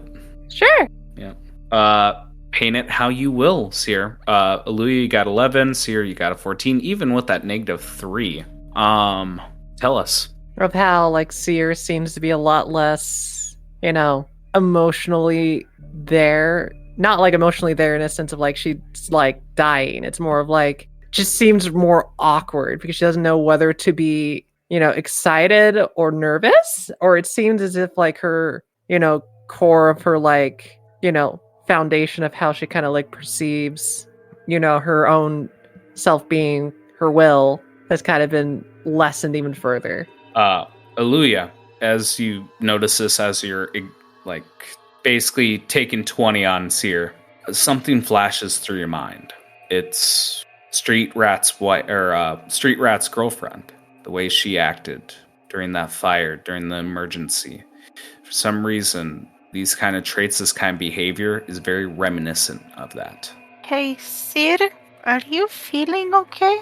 Honestly, no. Though it's hard for me to tell. Like, it's not that I'm ill or, sick. It is more as if my exertion to the world itself is just moot. I feel like I'm not really as tied to the world a bit, and I feel a little bit lost. I don't know. You just you don't have the sparkle you usually do. You're not burning as bright. It might have been right when the child was born, but never had this before. I don't know. It reminds me of that woman, the mother. You tell me, or any of us, really. Just if things get worse or if you start having issues. Well, still, thank you for reaching out on that. I already struggled with talking with people before. It seems as if I might struggle a bit more now. So if I don't make sense, Aluya, please give me time to explain myself. All right, can do that. Just make sure you're taking care of yourself. I think, though, our next step after I finish this, we're gonna have to solve this child dilemma because there's only two ways to eliminate this creature, and I think I told you is to break its oath or to speak its sealed words. Well, it's still a baby, right? So, like, what if we make it into a game, like a copycat game, and then he copies what we say? Thing is, you might need to know is we need to figure out what we need to say. He might know. He definitely should. But also, it might be a situation where we might need to figure out where he came from. So I would ask questions of where his mother and father are. You remember he said something about that, right? Vaguely. And it seems as if he's friends with the slime that was attacking you before, right? Yes. So he's in a poor spot here. If he saw it died off when we walked here. So that might be the key to solving what's wrong with the city. We might need to find more of these creatures. All right. With that, I need to ask the party, does everyone take a long rest, or are we foregoing long rests to pursue matters? I am foregoing my long rest to achieve making this cure fully. All right. Because once that's made, then I could take that off the list. Yes, but we're going to have to do a couple steps here. So I need to ask everyone else. Does anyone else forego long rest to achieve any goals? I'll take my rest to kind of be refreshed and be as helpful as I can. Luya, if you take your long rest, you will not be able to provide Seer with guidance. Shit. Yep. I'm not letting that one slide. If we're making risks, we're Dream guidance. Would you like to get some rest and be refreshed tomorrow, or would you like to give her guidance and suffer some exhaustion and not recover any spell slots? I actually don't believe you used any spell slots, did you? Correct. Yeah, no, it's a new day. I'm mixing up the time John fought that fucking slime. That was a week ago. But yes, exhaustion is a big thing with this. What's Atticus and are they sleeping? Are they already sleeping? That's what I'm trying to figure out if anyone I've else been is. asleep for a couple hours now. Okay, so he's out. How does Atticus sleep, actually? Hanging from the ceiling. Yeah, that's what I thought. All right, Mega? Yeah, for specific reasons, Eddie would be taking his long rest, although I would say in the middle of his rest, I would say maybe around the 4-hour mark, he would actually get up briefly just to specifically to check on both the baby as well as Street Rat and his girl. Okay. We'll handle that in a second. Yes. Aluya, you gonna give up sleep? No, I'll stay up. Okay, you'll stay up. Yeah.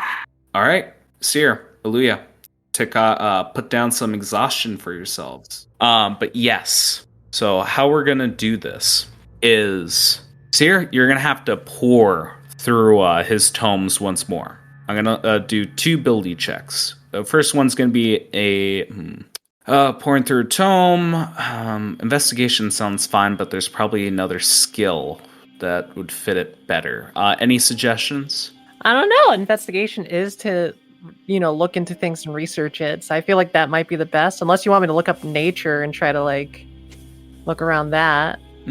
I feel like the book is the best bet at the moment. I will help steer kind of whenever she's done with the page or something, kind of go over it because she'll tell me what needs to be standing out for me to take in. What does that word say? The and that one? Bird. Speaking about a bird, Seer, in this estate, you do actually notice that there is a bird, which is very strange with the wildlife that's been very absent with this estate. But yes. Jots down notes on that. Lets Eddie know later. Yeah, we can talk about the bird another time, but just keep in mind that there is a bird in this estate. That said, make me an investigation check. Tell me if you get DC 16 or higher. Just because these are notes, you already looked through them before. You obviously get all the guidance you want. There you go. And I'll help you however you want. I got a 23. 23? You know what? So I'm going to give you a little bit more than what you're asking for. So let's go with the stuff that's not revolved around the cure at the moment. You do notice that one of the pages goes over it's like going through Da Vinci's notes. There's concepts within the book, advanced train of thoughts. And one in particular has your interest, as it looks like a vial, or the sketch is a vial with a liquid parchment within it, with eldritch runes carved into that liquid. Looking into this, it looks like it's a drinkable scroll. Now, he details into his notes that there's a variety of uses for this, not only just like, I know Kung Fu from the Matrix, drinking this instantaneously gives you some sort of information. It looks like you could actually learn spells if you were to concoct something like this. And it doesn't have a name at the moment, but feel free if you want to steal his idea to title it however you wish. But that is an option you can pursue in the future during one of your downtimes if you so desire. Now, towards the meat and potatoes. So you look through his notes and you see that the washed out page where you had to try to figure out the missing ingredient, you can extrapolate that specific page was about making a concentrate. And if you would have rolled poor, you wouldn't have made a concentrate or even a cure. Now, towards making the potions, to diluting the substance, it requires a little bit of finagling. You seem to realize that the base that you need to make these potions, quite simply, is alcohol. To be a little bit more specific, you just need a little bit of rum, and you can make this. Unfortunately enough, with this method, you would have to be very careful with how you give this to people that, say, can't handle alcohol. More specifically, children. Oh, thank you, Mega. The solvent would be a rum. So long as you get rum, you should be fine. I got so excited when you said alcohol because I have an alchemy jug that I never attuned from that lets me make alcohol. Mm-hmm. But it's specifically from what the item list says. It will make wine and beer. You know what? Just because of how cool the item is, add rum to that. Because that's very specific. That is a tool that you needed. And if I would have read your sheet, I would have used one of those. So yes, add rum to it. That's perfectly fine. You have something that can make alcohol. Now, let's get cooking. Breaking Bad theme goes off. Yes. So how much alcohol can it actually make? So for beer, it makes 4 gallons. But since it's a rum, I'm going to base off the wine. So 1 gallon. Yep. That's perfectly fine. You are making progress with this. You are able to make a gallon of this potion. So yes, let's shift focus a little bit towards first, before I even do that, getting a little too excited here. Can you make me another roll with the kit they have for making these potions? I will use alchemy, and then Aaliyah can do guidance. Yep. All right. Guidance. That is a 23. 23. All right. You make a successful first batch. Can you roll me a 1d8 plus 2? It's taking its time. 4. Yep, 4. So after using your concentrate, you have 3 more uses of that concentrate. So make sure to write that down. So you could potentially make 3 more gallons if you're careful. Then once we reach the end, we can see if that's more than enough to heal this town. But let's move on to Mega. Mega, you were saying you got up after 4 hours of sleep to check on Street Rat and the boy. So who do you check on first? I think, I guess more specifically, for special reasons, I think he's going to check on Street Rat and the girl first. Yeah. Again, as you're going up to one of the rooms that you put him in, you see that the woman has not gone to sleep. Her one hand, I was about to say hands, her hand and her stump are, in between her thighs as she just looks into the distance with a glossy, her eyes are just glazed over like she's not with us anymore. And you just see like Street Rat like pacing around, not being able to get some sleep. He's probably smoking. He probably has a doobie in his hand, and like the moment you open this door, you get that fresh cannabis smell as it just stinks to high heaven in here, and you just see clouds swathed out. He has been smoking a lot. Ah, dude, you've been like burning the midnight doobie. Yeah, man. Yeah. Lots going on, man. It's just, lots just going on. And you see that he's just cracking underneath all the stress and pressure. Even with this new commendation, like, he is pretty fucked in the head. And like Eddie kind of like looks over to, to the girl and then looks back at Street Rat. Like, has that happened to like before? No, man, no. We had our troubles, but she's not even talking to me, man. She's not even looking at me. Mega, can you make me an investigation check? 22? Mechanically speaking, she has no more charisma. She is at 0, and she is not with us anymore. That said, with that just mental shutdown, there is a deep, lurking feeling within you. You have to think to yourself if it's perhaps like a suggestion from Eddie, maybe an impulse. But if the Bhikkhu keeps coming back, and perhaps if he had only one way of getting into this world, and if that way was no longer accessible to him, he might not come back. I mean, she's already dead. No, it's just that feeling that this complex problem could easily be solved. He makes a note of that, but like just like looks over to Street Rat. Can you like maybe like do me a favor tomorrow? Yeah, what's up, man? Yeah, anything for you. It sounds like you need a distraction. Yeah, you tell me. But like tomorrow, I'm going to have a lot of mindfuck. Would you mind like dealing around for me tomorrow once I have it? You repeat that first part? I didn't hear that. Oh, so like tomorrow I'm going to have like a lot of it, and since you do like need the distraction, what would you say about like dealing it for me tomorrow? Doing it for you. There we go. Yeah. Okay. I can't say no to mindfuck. Of course, man. Of course. And he just gives you a warm smile. Yeah.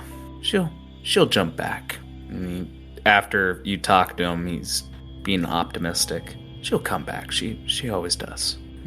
He just sits down right next to her, puts his hand on her thigh, and just feels better now. But again, you get that empty pit in your stomach, Eddie. As you know, no, she's not coming back.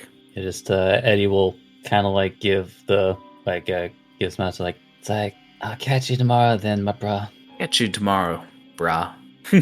Like, which case he'll kind of like just close the door behind him and does the second thing on his list, like going off to where they have restrained the child. Yeah. So as you're stepping down the staircase, go to the dungeon. You see that Samuel is asleep, and you see the now teenager strapped to the stretching board, and his eyes are open, but he doesn't move. He doesn't attempt to break free. It's dark down here. Would you like to have a light? Candle? You have dark vision, that's correct. Also, Juliet's there, and she's on fire, so... Yeah, okay, that's nice. So Juliet is acting as the hearth in this room. But yes, you do see he is awake. You see the shadows dance across his face from the flickering fire. Smoke. Yeah, I want to imagine like the smell of Juliet on fire. It smells like cooking meat. It actually smells really good down here. So yes, Mega, what do you do?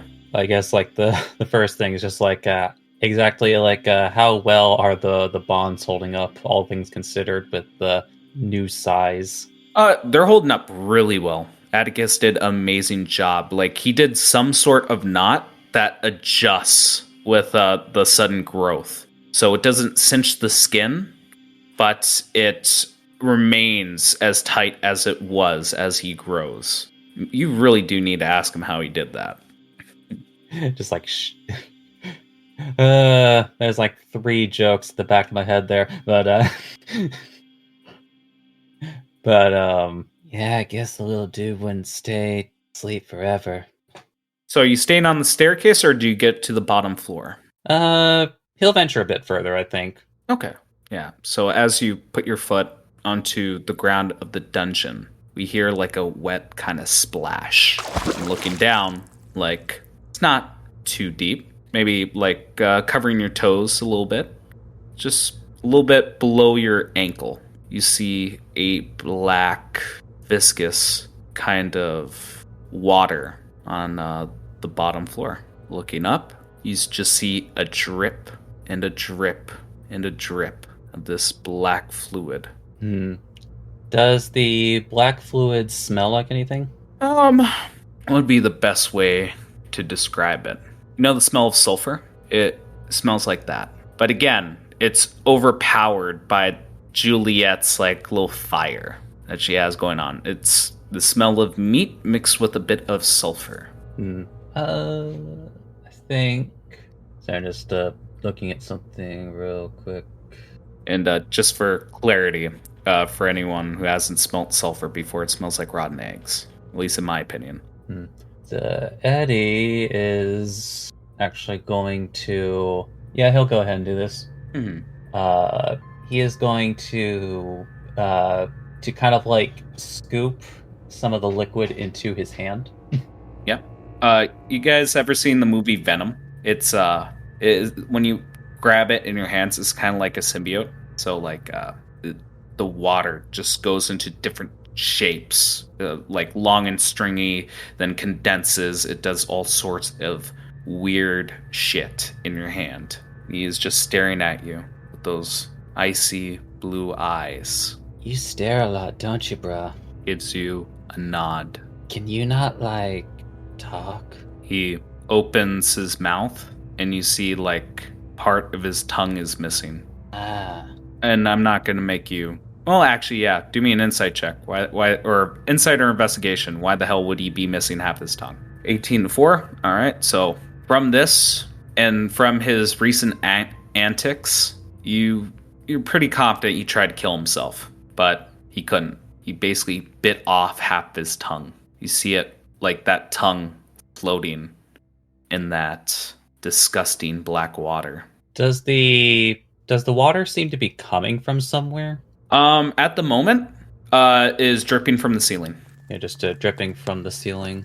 Yeah. Can you make me one more investigation check for me, please? Only 11. Yeah, it's just dripping from the ceiling. What do you do?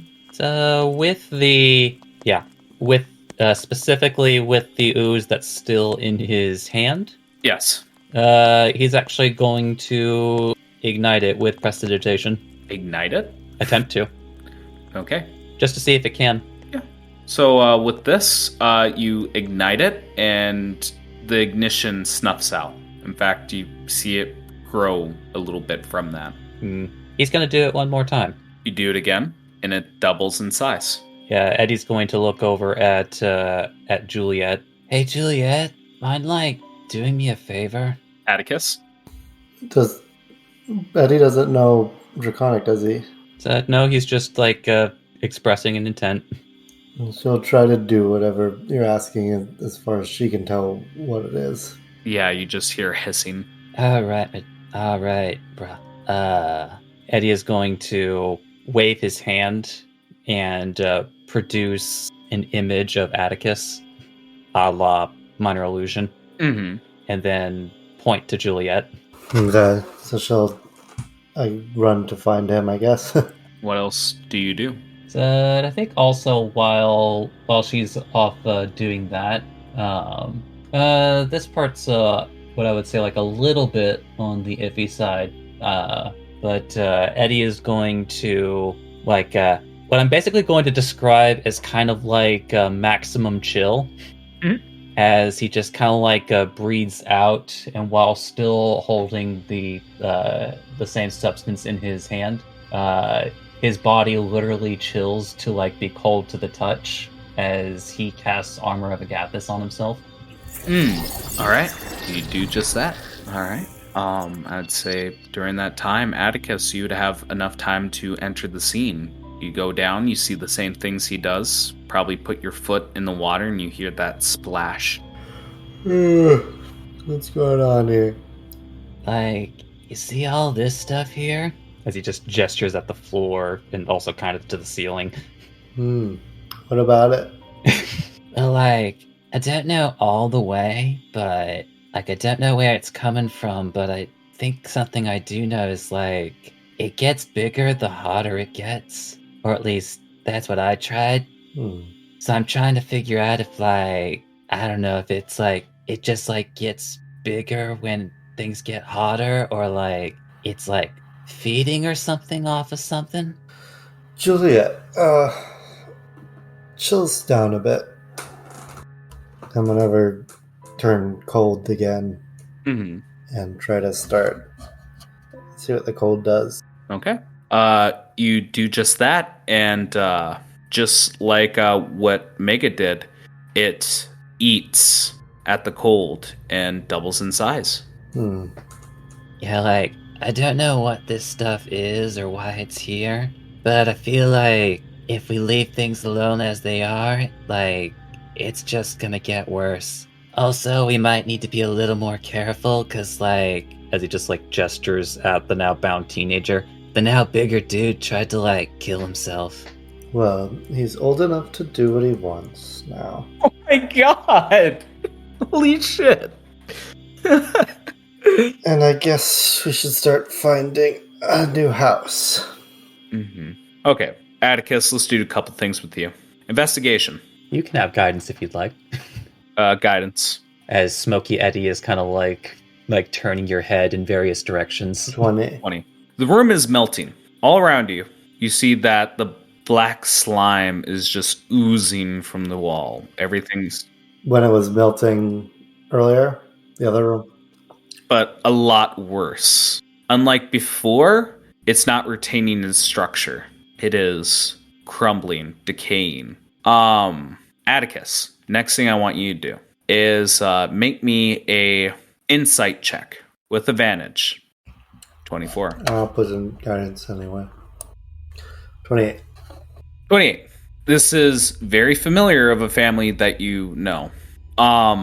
The way that this water, this ooze is acting is very reminiscent of your kind when it starves. It is feeding off of everything.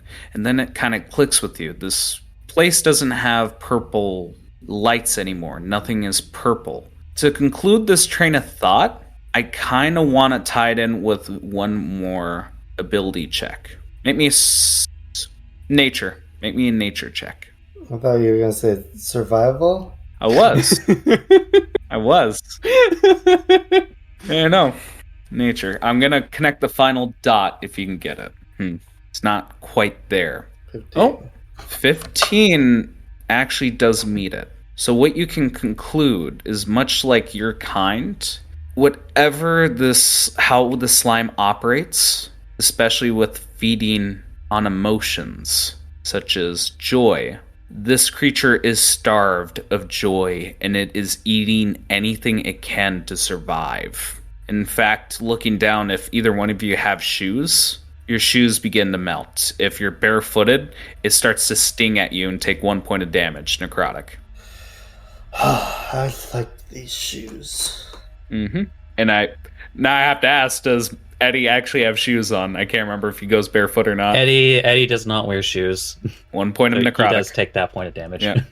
Yes, it is not safe to even stand in this anymore. It is just becoming more and more dangerous as it becomes more and more hungry. Now the question is, what caused this turn of events? What made this happen? Well, how much do you say out loud? Yeah, that's very important. You can reiterate what I said in your own way. Looks like one of the other houses is here, as I've known, but its pet is hungry and starving. So we're like in its stomach, kind of? Sort of, but needless to say, we've got to go meet the one in the tent. Sorry, did you say the one? Oh, right, okay. Yeah. Like, I mean, I guess, but like, aren't we gonna. Should we like stay here? Because, like, if this is gonna get like worse. Yes, we should find a new house. Mm-hmm. You can leave the guy there, though. He's too sassy. There is one solution. Make me either a nature or arcana, both of you. I heard survival. No. Here's what you got, Atticus, with 19.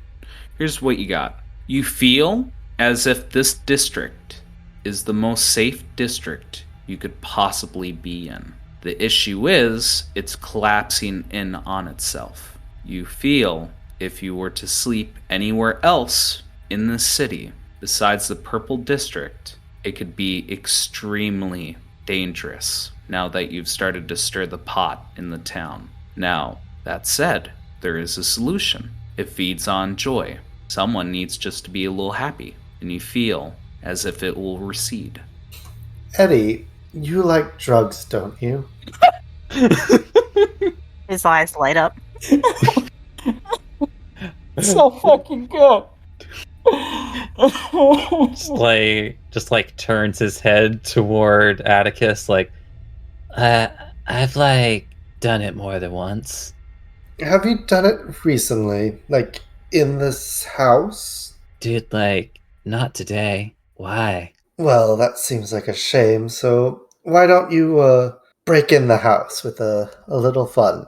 Just like right here in my room. Or like the living room, maybe the kitchen, maybe the bathroom. I'm trying to think of what roll should I roll for Atticus's conscience. Guess it'd be wisdom. Wisdom. Yeah. Alright. No, Eddie, you shouldn't smoke here. I was just saying that. Now I kind of wanna. Mm-hmm. Look, so let me put it out in layman's terms. If someone becomes happy and purposely fails to save, you guys will be fine for a while.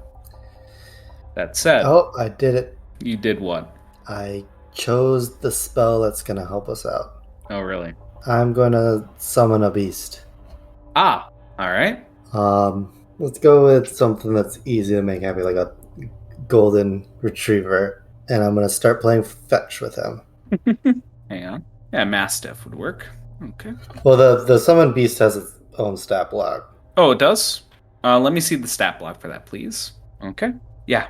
So I'm gonna command him to fail the saving throw. Yeah. No. What I want you to do is, if you make command him, like as you're playing fetch with the dog, he gets happy, just wagging his tail, barking at you. You play fetch. He brings it back to you a couple times. Each time he goes to retrieve the stick, he starts to get a little slower, and you don't see that classic dog smile. After the last couple fetches, he starts limping over, and when he's bringing back the stick with a limp, you just see him stop and just curl into a ball. And as it curls into a ball on this water, you just see bubbles coming from its mouth as it submerges. And the water begins to recede. The room is not melting anymore. All you have is a tiny drip of black going on the nose of the bhikkhu. Well, that takes care of that. I'm going back to bed. How did you do that? I have a thing with animals. Let's just say, keep your emotions in check in this area. especially happiness. So, like, just be chill? Yeah, just be chill. All right. With that, everyone gets a long rest. New day rises as we are on day 9. Even Seer and Aaliyah get a long rest? No. That's what I was No. trying to make sure. Yeah, no. All right, day 9. So the way that we're going to do this, I know I've said this before, but I think this would work a little bit better. A lot of the free play that you guys will have will be within a regular work week, while the weekend, which I'll put out as Friday, Saturday, and Sunday, will be a downtime with the pace that we're going at in this game. But yes, it is now a Tuesday, and you guys wake up. What is the first order of action for the morning? So, well, I think at the very least, Eddie, now that he has the capacity to do so, returns to his room. Mm-hmm. And not long after, he will come back out of his room with a box full of mushrooms. Mm-hmm. Speaking of that, though, Seer is going to offer everybody a nice rummy drink that has been touched by that small child. That would technically be Aluya, myself, Eddie, and our poor street rat, who was, part of that as well. All right. You guys drink the potion, and there's no save for the morning. Right, Ed? Hey, Seer, my dude. Yes, Eddie? Do you need, like, any more mindfuck? As he just kind of, like, opens up this box and is just, like, full of, essentially what looked to be like mushrooms, but with, like, sunken in faces on the tops of them. I think I'll need a little bit more. I think I might have enough to make a lot, but the first batch is always the smallest. It's just because you're trying to get it right. But my next batch should be okay. It's just that I didn't rest, so I won't be able to do it for a little bit unless I sleep tonight. Right now, as you can tell, I'm already tired. It's for my rambling. But, like, I'll collect more from my room, like, later. I just need to make sure, because, like, my bruh Street Rat's gonna be using some. As he just kind of puts, like, a hand on his shoulder. You know how to grind, right? Yo, of course, man. Or is that towards Seer? Towards Street Rat, yeah. Yeah, no, Street Rat. Yeah, of course, man. I do this shit in my sleep. Then, for the time being, for you, Eddie, I think what I will have to do is I will have to remain here and either rest or investigate some notes further. I'm going to be busy here, but I think the next course of action is to investigating the weaknesses of each of the things we might have faced. What was here before we got here? Like, here? Yeah, you guys said something was attacking you here, right? Before I arrived? Alright, like the big, purple, slimy chick thing. We had to keep notes of whether or not it has weaknesses or not, because I think they're the reason why people can't leave.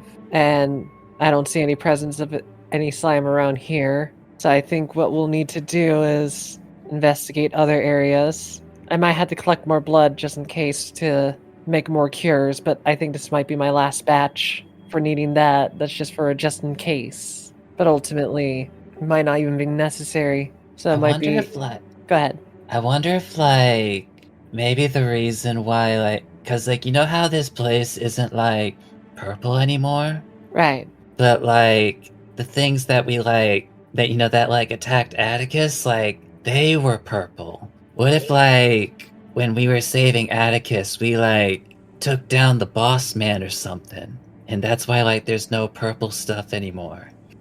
Maybe then we should ask questions about where the slime came from then. We could talk to Samuel. In fact, maybe I could talk to him on the side so that I don't expend too much energy so that I can make more of this. My hands are not steady right now. All right. Aluya, what are you doing? I haven't heard from you in a while. I would just be, I don't want to get near the stuff on the floor. And seeing that this kid is now a teenager kind of weirds her out some. Incorrect. Oh. Yeah, he's an adult now. Oh. Yep. Another 4 hours have passed. In fact, beard is growing and it is the person you recognized before. All right. His tongue is still mangled in his mouth, right? It is just chewed off. So since Seer needs more blood, I'm just gonna kind of, I'll ask Seer for like a vial or something to collect whatever's like oozing out of his mouth. I give them Rascal. Mm-hmm. You do just that. You get to the dungeon. You go up to the Bhikkhu. And I don't want to look at him. I'm not making eye contact. I'm gonna throw a towel on his head again. Okay. No, on his eyes. I need his mouth. Okay. Yeah.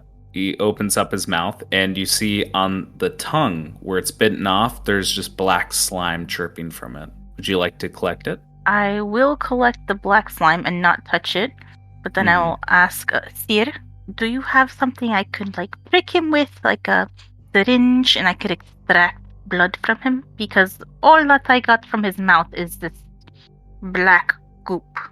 I'll analyze it in my spare time. I'll still collect that, but I'm going to teach you something new. I don't tell many people about Rascal and how they work. Okay. You just need to tell them their code word. In this case, Rascal, collect. Oh, Rascal, collect blood. And it doesn't work. You tricked me.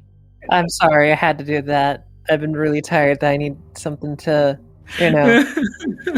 get you on that. But regardless, Rascal flies over and just pokes him in the arm. Yeah. It does. And as it bites and taking out the blood, we have an issue. You see the blood in the vial, and through your eyes here, you see little dots of black within it. Interesting. Is there a way to separate the two? It would just take me longer, but it might be better to see what happens. I'm more curious of what would happen if I even play with it. So, are you gonna be like Cupcake and drink the damn thing? No. Then we can get like a double genasi. Yeah, water fire genasi. Excellent. Somehow Seer just becomes all the genasi. No longer fire, earth, air, or water. They are just genasi. She becomes the Avatar genasi. But no, like Seer's just gonna be like, I think if we had a choice, we might need to patch him up because it seems like he's just leaking nonstop. I think he's doing it on purpose so that he'll have an eventual escape. But I also imagine that this might be related to his mother and father. And like as you collect blood from him, the stretcher that he's on begins to shake as he violently tries to move, but to no avail. In fact, you feel like the ground slightly tremor from it. I wish we could help you, but you seemed as if you already don't want help. But anyway, Uluya, I'm gonna leave Rascal here to keep an eye a bit to let him know if something else is going on. But I think today I'll be just focusing on basically perfecting the formula as well as seeing how this brew goes. I also might do some research on something else that Apothecary left. Right, I'll sit here and should I help you? Maybe guide you?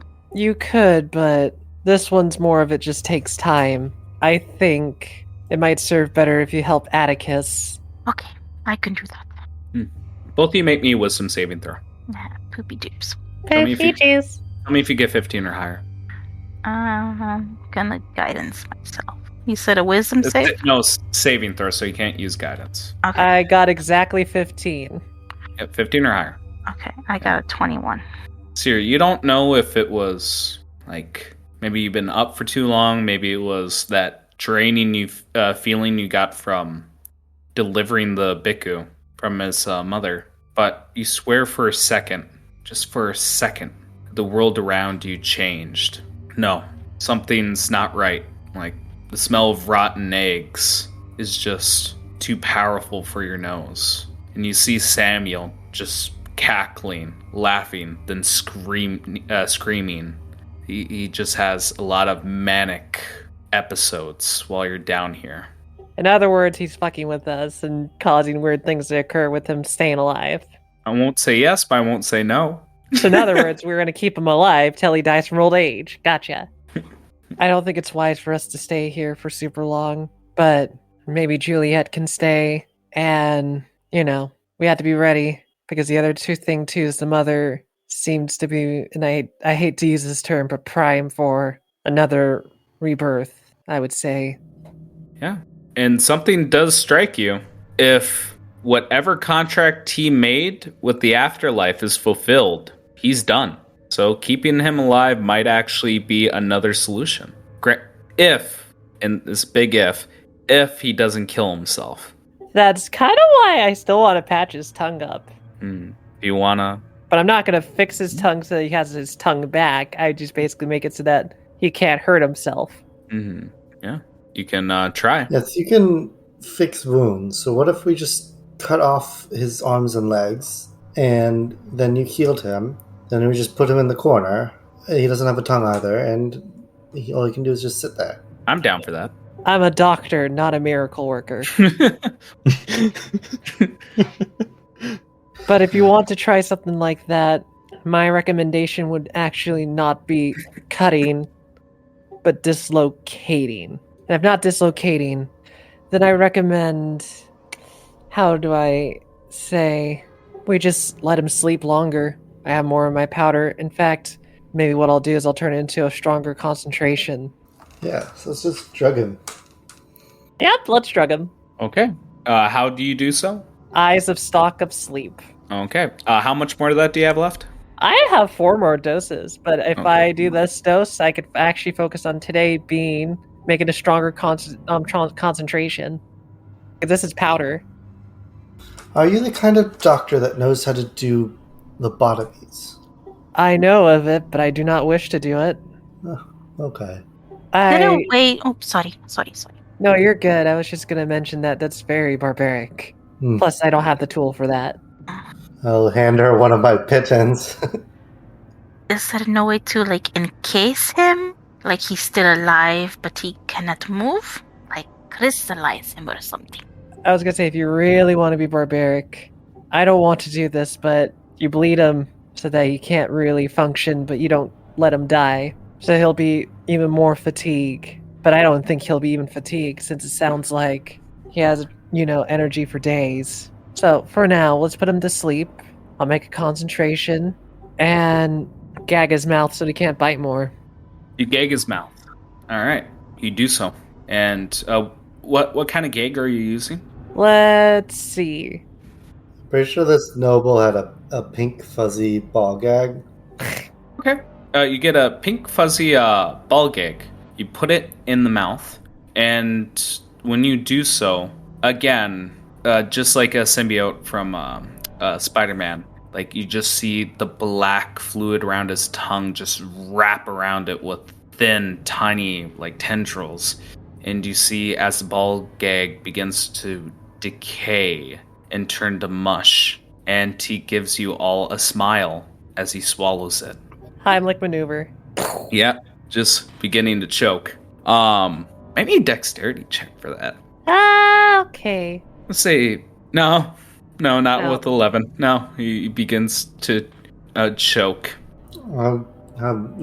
Juliet stick her talon down there and pull it up. Yes, dexterity, please. You better roll fucking good. Well, it's not that hard to do. If it just went down his throat at the beginning. Right. That's kind of why the Heimlich thing, too, would instantly pop it out, too. It's just doing a finger pass, if you've ever been a lifeguard. Or an EMT. 17. Yeah. Paint the picture. As she sees them choking and see her doing the Heimlich to kind of help out, she kind of just, Atticus nods over and says, deal with that. And she kind of rushes over and just passes her talon, a finger pass, and hooks it and yanks it out. And you just see him chuckling. This might sound like a terrible idea, but I do want a healing word to see if I could seal up the tongue. Go right ahead. Healing word! Bam! It's just taking its sweet time. Hold on. No alchemists involved for you. So Okay. that's just an 8. 8 points of healing? All right.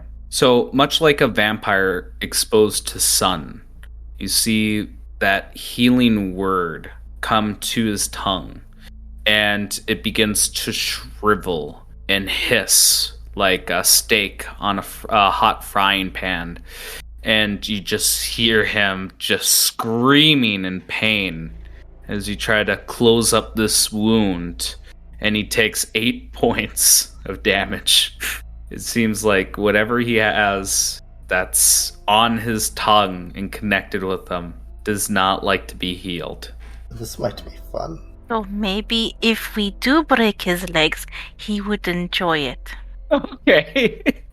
I love this. I won't be able to do too much after that, but that did help us learn a bit more about whatever's in his mouth. I wonder, the slime that I got from his tongue in a vial bottle? Yes. Healing word it? You destroy it if you do. That's the point.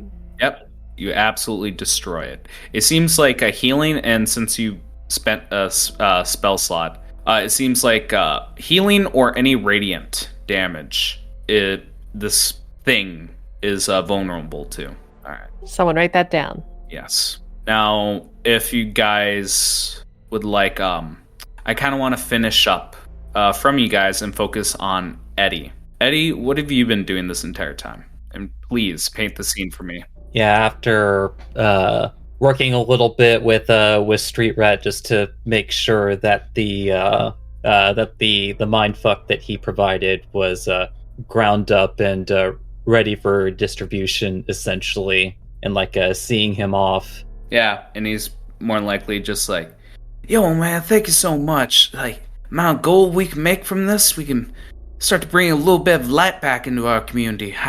And he looks towards the estate. I could buy a nice house for us. And he goes in for a bear hug and says, thank you, Eddie. Changed my life, man. You're like a brother. Yeah, things are gonna change for the better, my bruh. Yeah, things are gonna change for the better. And pieces you out as he starts to sell drugs in town. But once Street Rat has like left the estate, Eddie starts looking up and it's like wanders back to Street Rat's room. Yeah, you do so.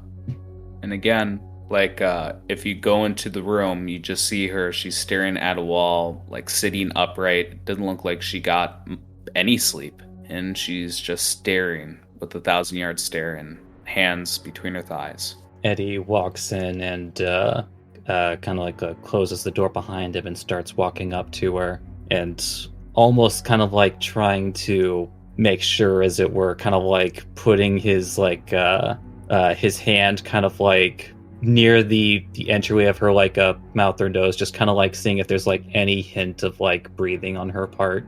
Yes, she is breathing. It's just mentally, she's not there anymore. This like never gets any easier, does it, Eddie? And kind of want to imagine that Eddie looks like your reflection in shadowy form and shakes his head. Honestly, stuff like this, I wish I could just like forget, you know? But it just sticks with you. But Eddie doesn't move his head whatsoever. He just stares longingly into you. Just as Eddie kind of like walks a bit like back toward the door, like facing away from her. Just make it look good, okay? Eddie gives a nod. And I think with that, like Smoky Eddie just like begins to kind of like basically like envelop the entirety of her body for just like starting at the legs, then working their way up to her torso and to her head before condensing, shrinking like closer to like increasing and like concentrating further into the head and travels into her nose and open mouth, and the force just stays there as Smoky Eddie essentially blocks all of her airways and sits and waits. And you just hear a soft thud. Eddie opens the door and closes it behind him. And if you're willing, I think that's where we should end. Good job, everyone. That was a really awesome session. This has been House Common Blood, the intro and outro music by Savick, Oh My Dog. Any music and sound effects used in the episode or royalty-free, credits can be found in the episode description. Please review us on whatever podcast listening app you happen to be using. And if you like us, tell other people. Word of mouth is the best way for us to grow. Thank you for joining us. I hope to see you soon.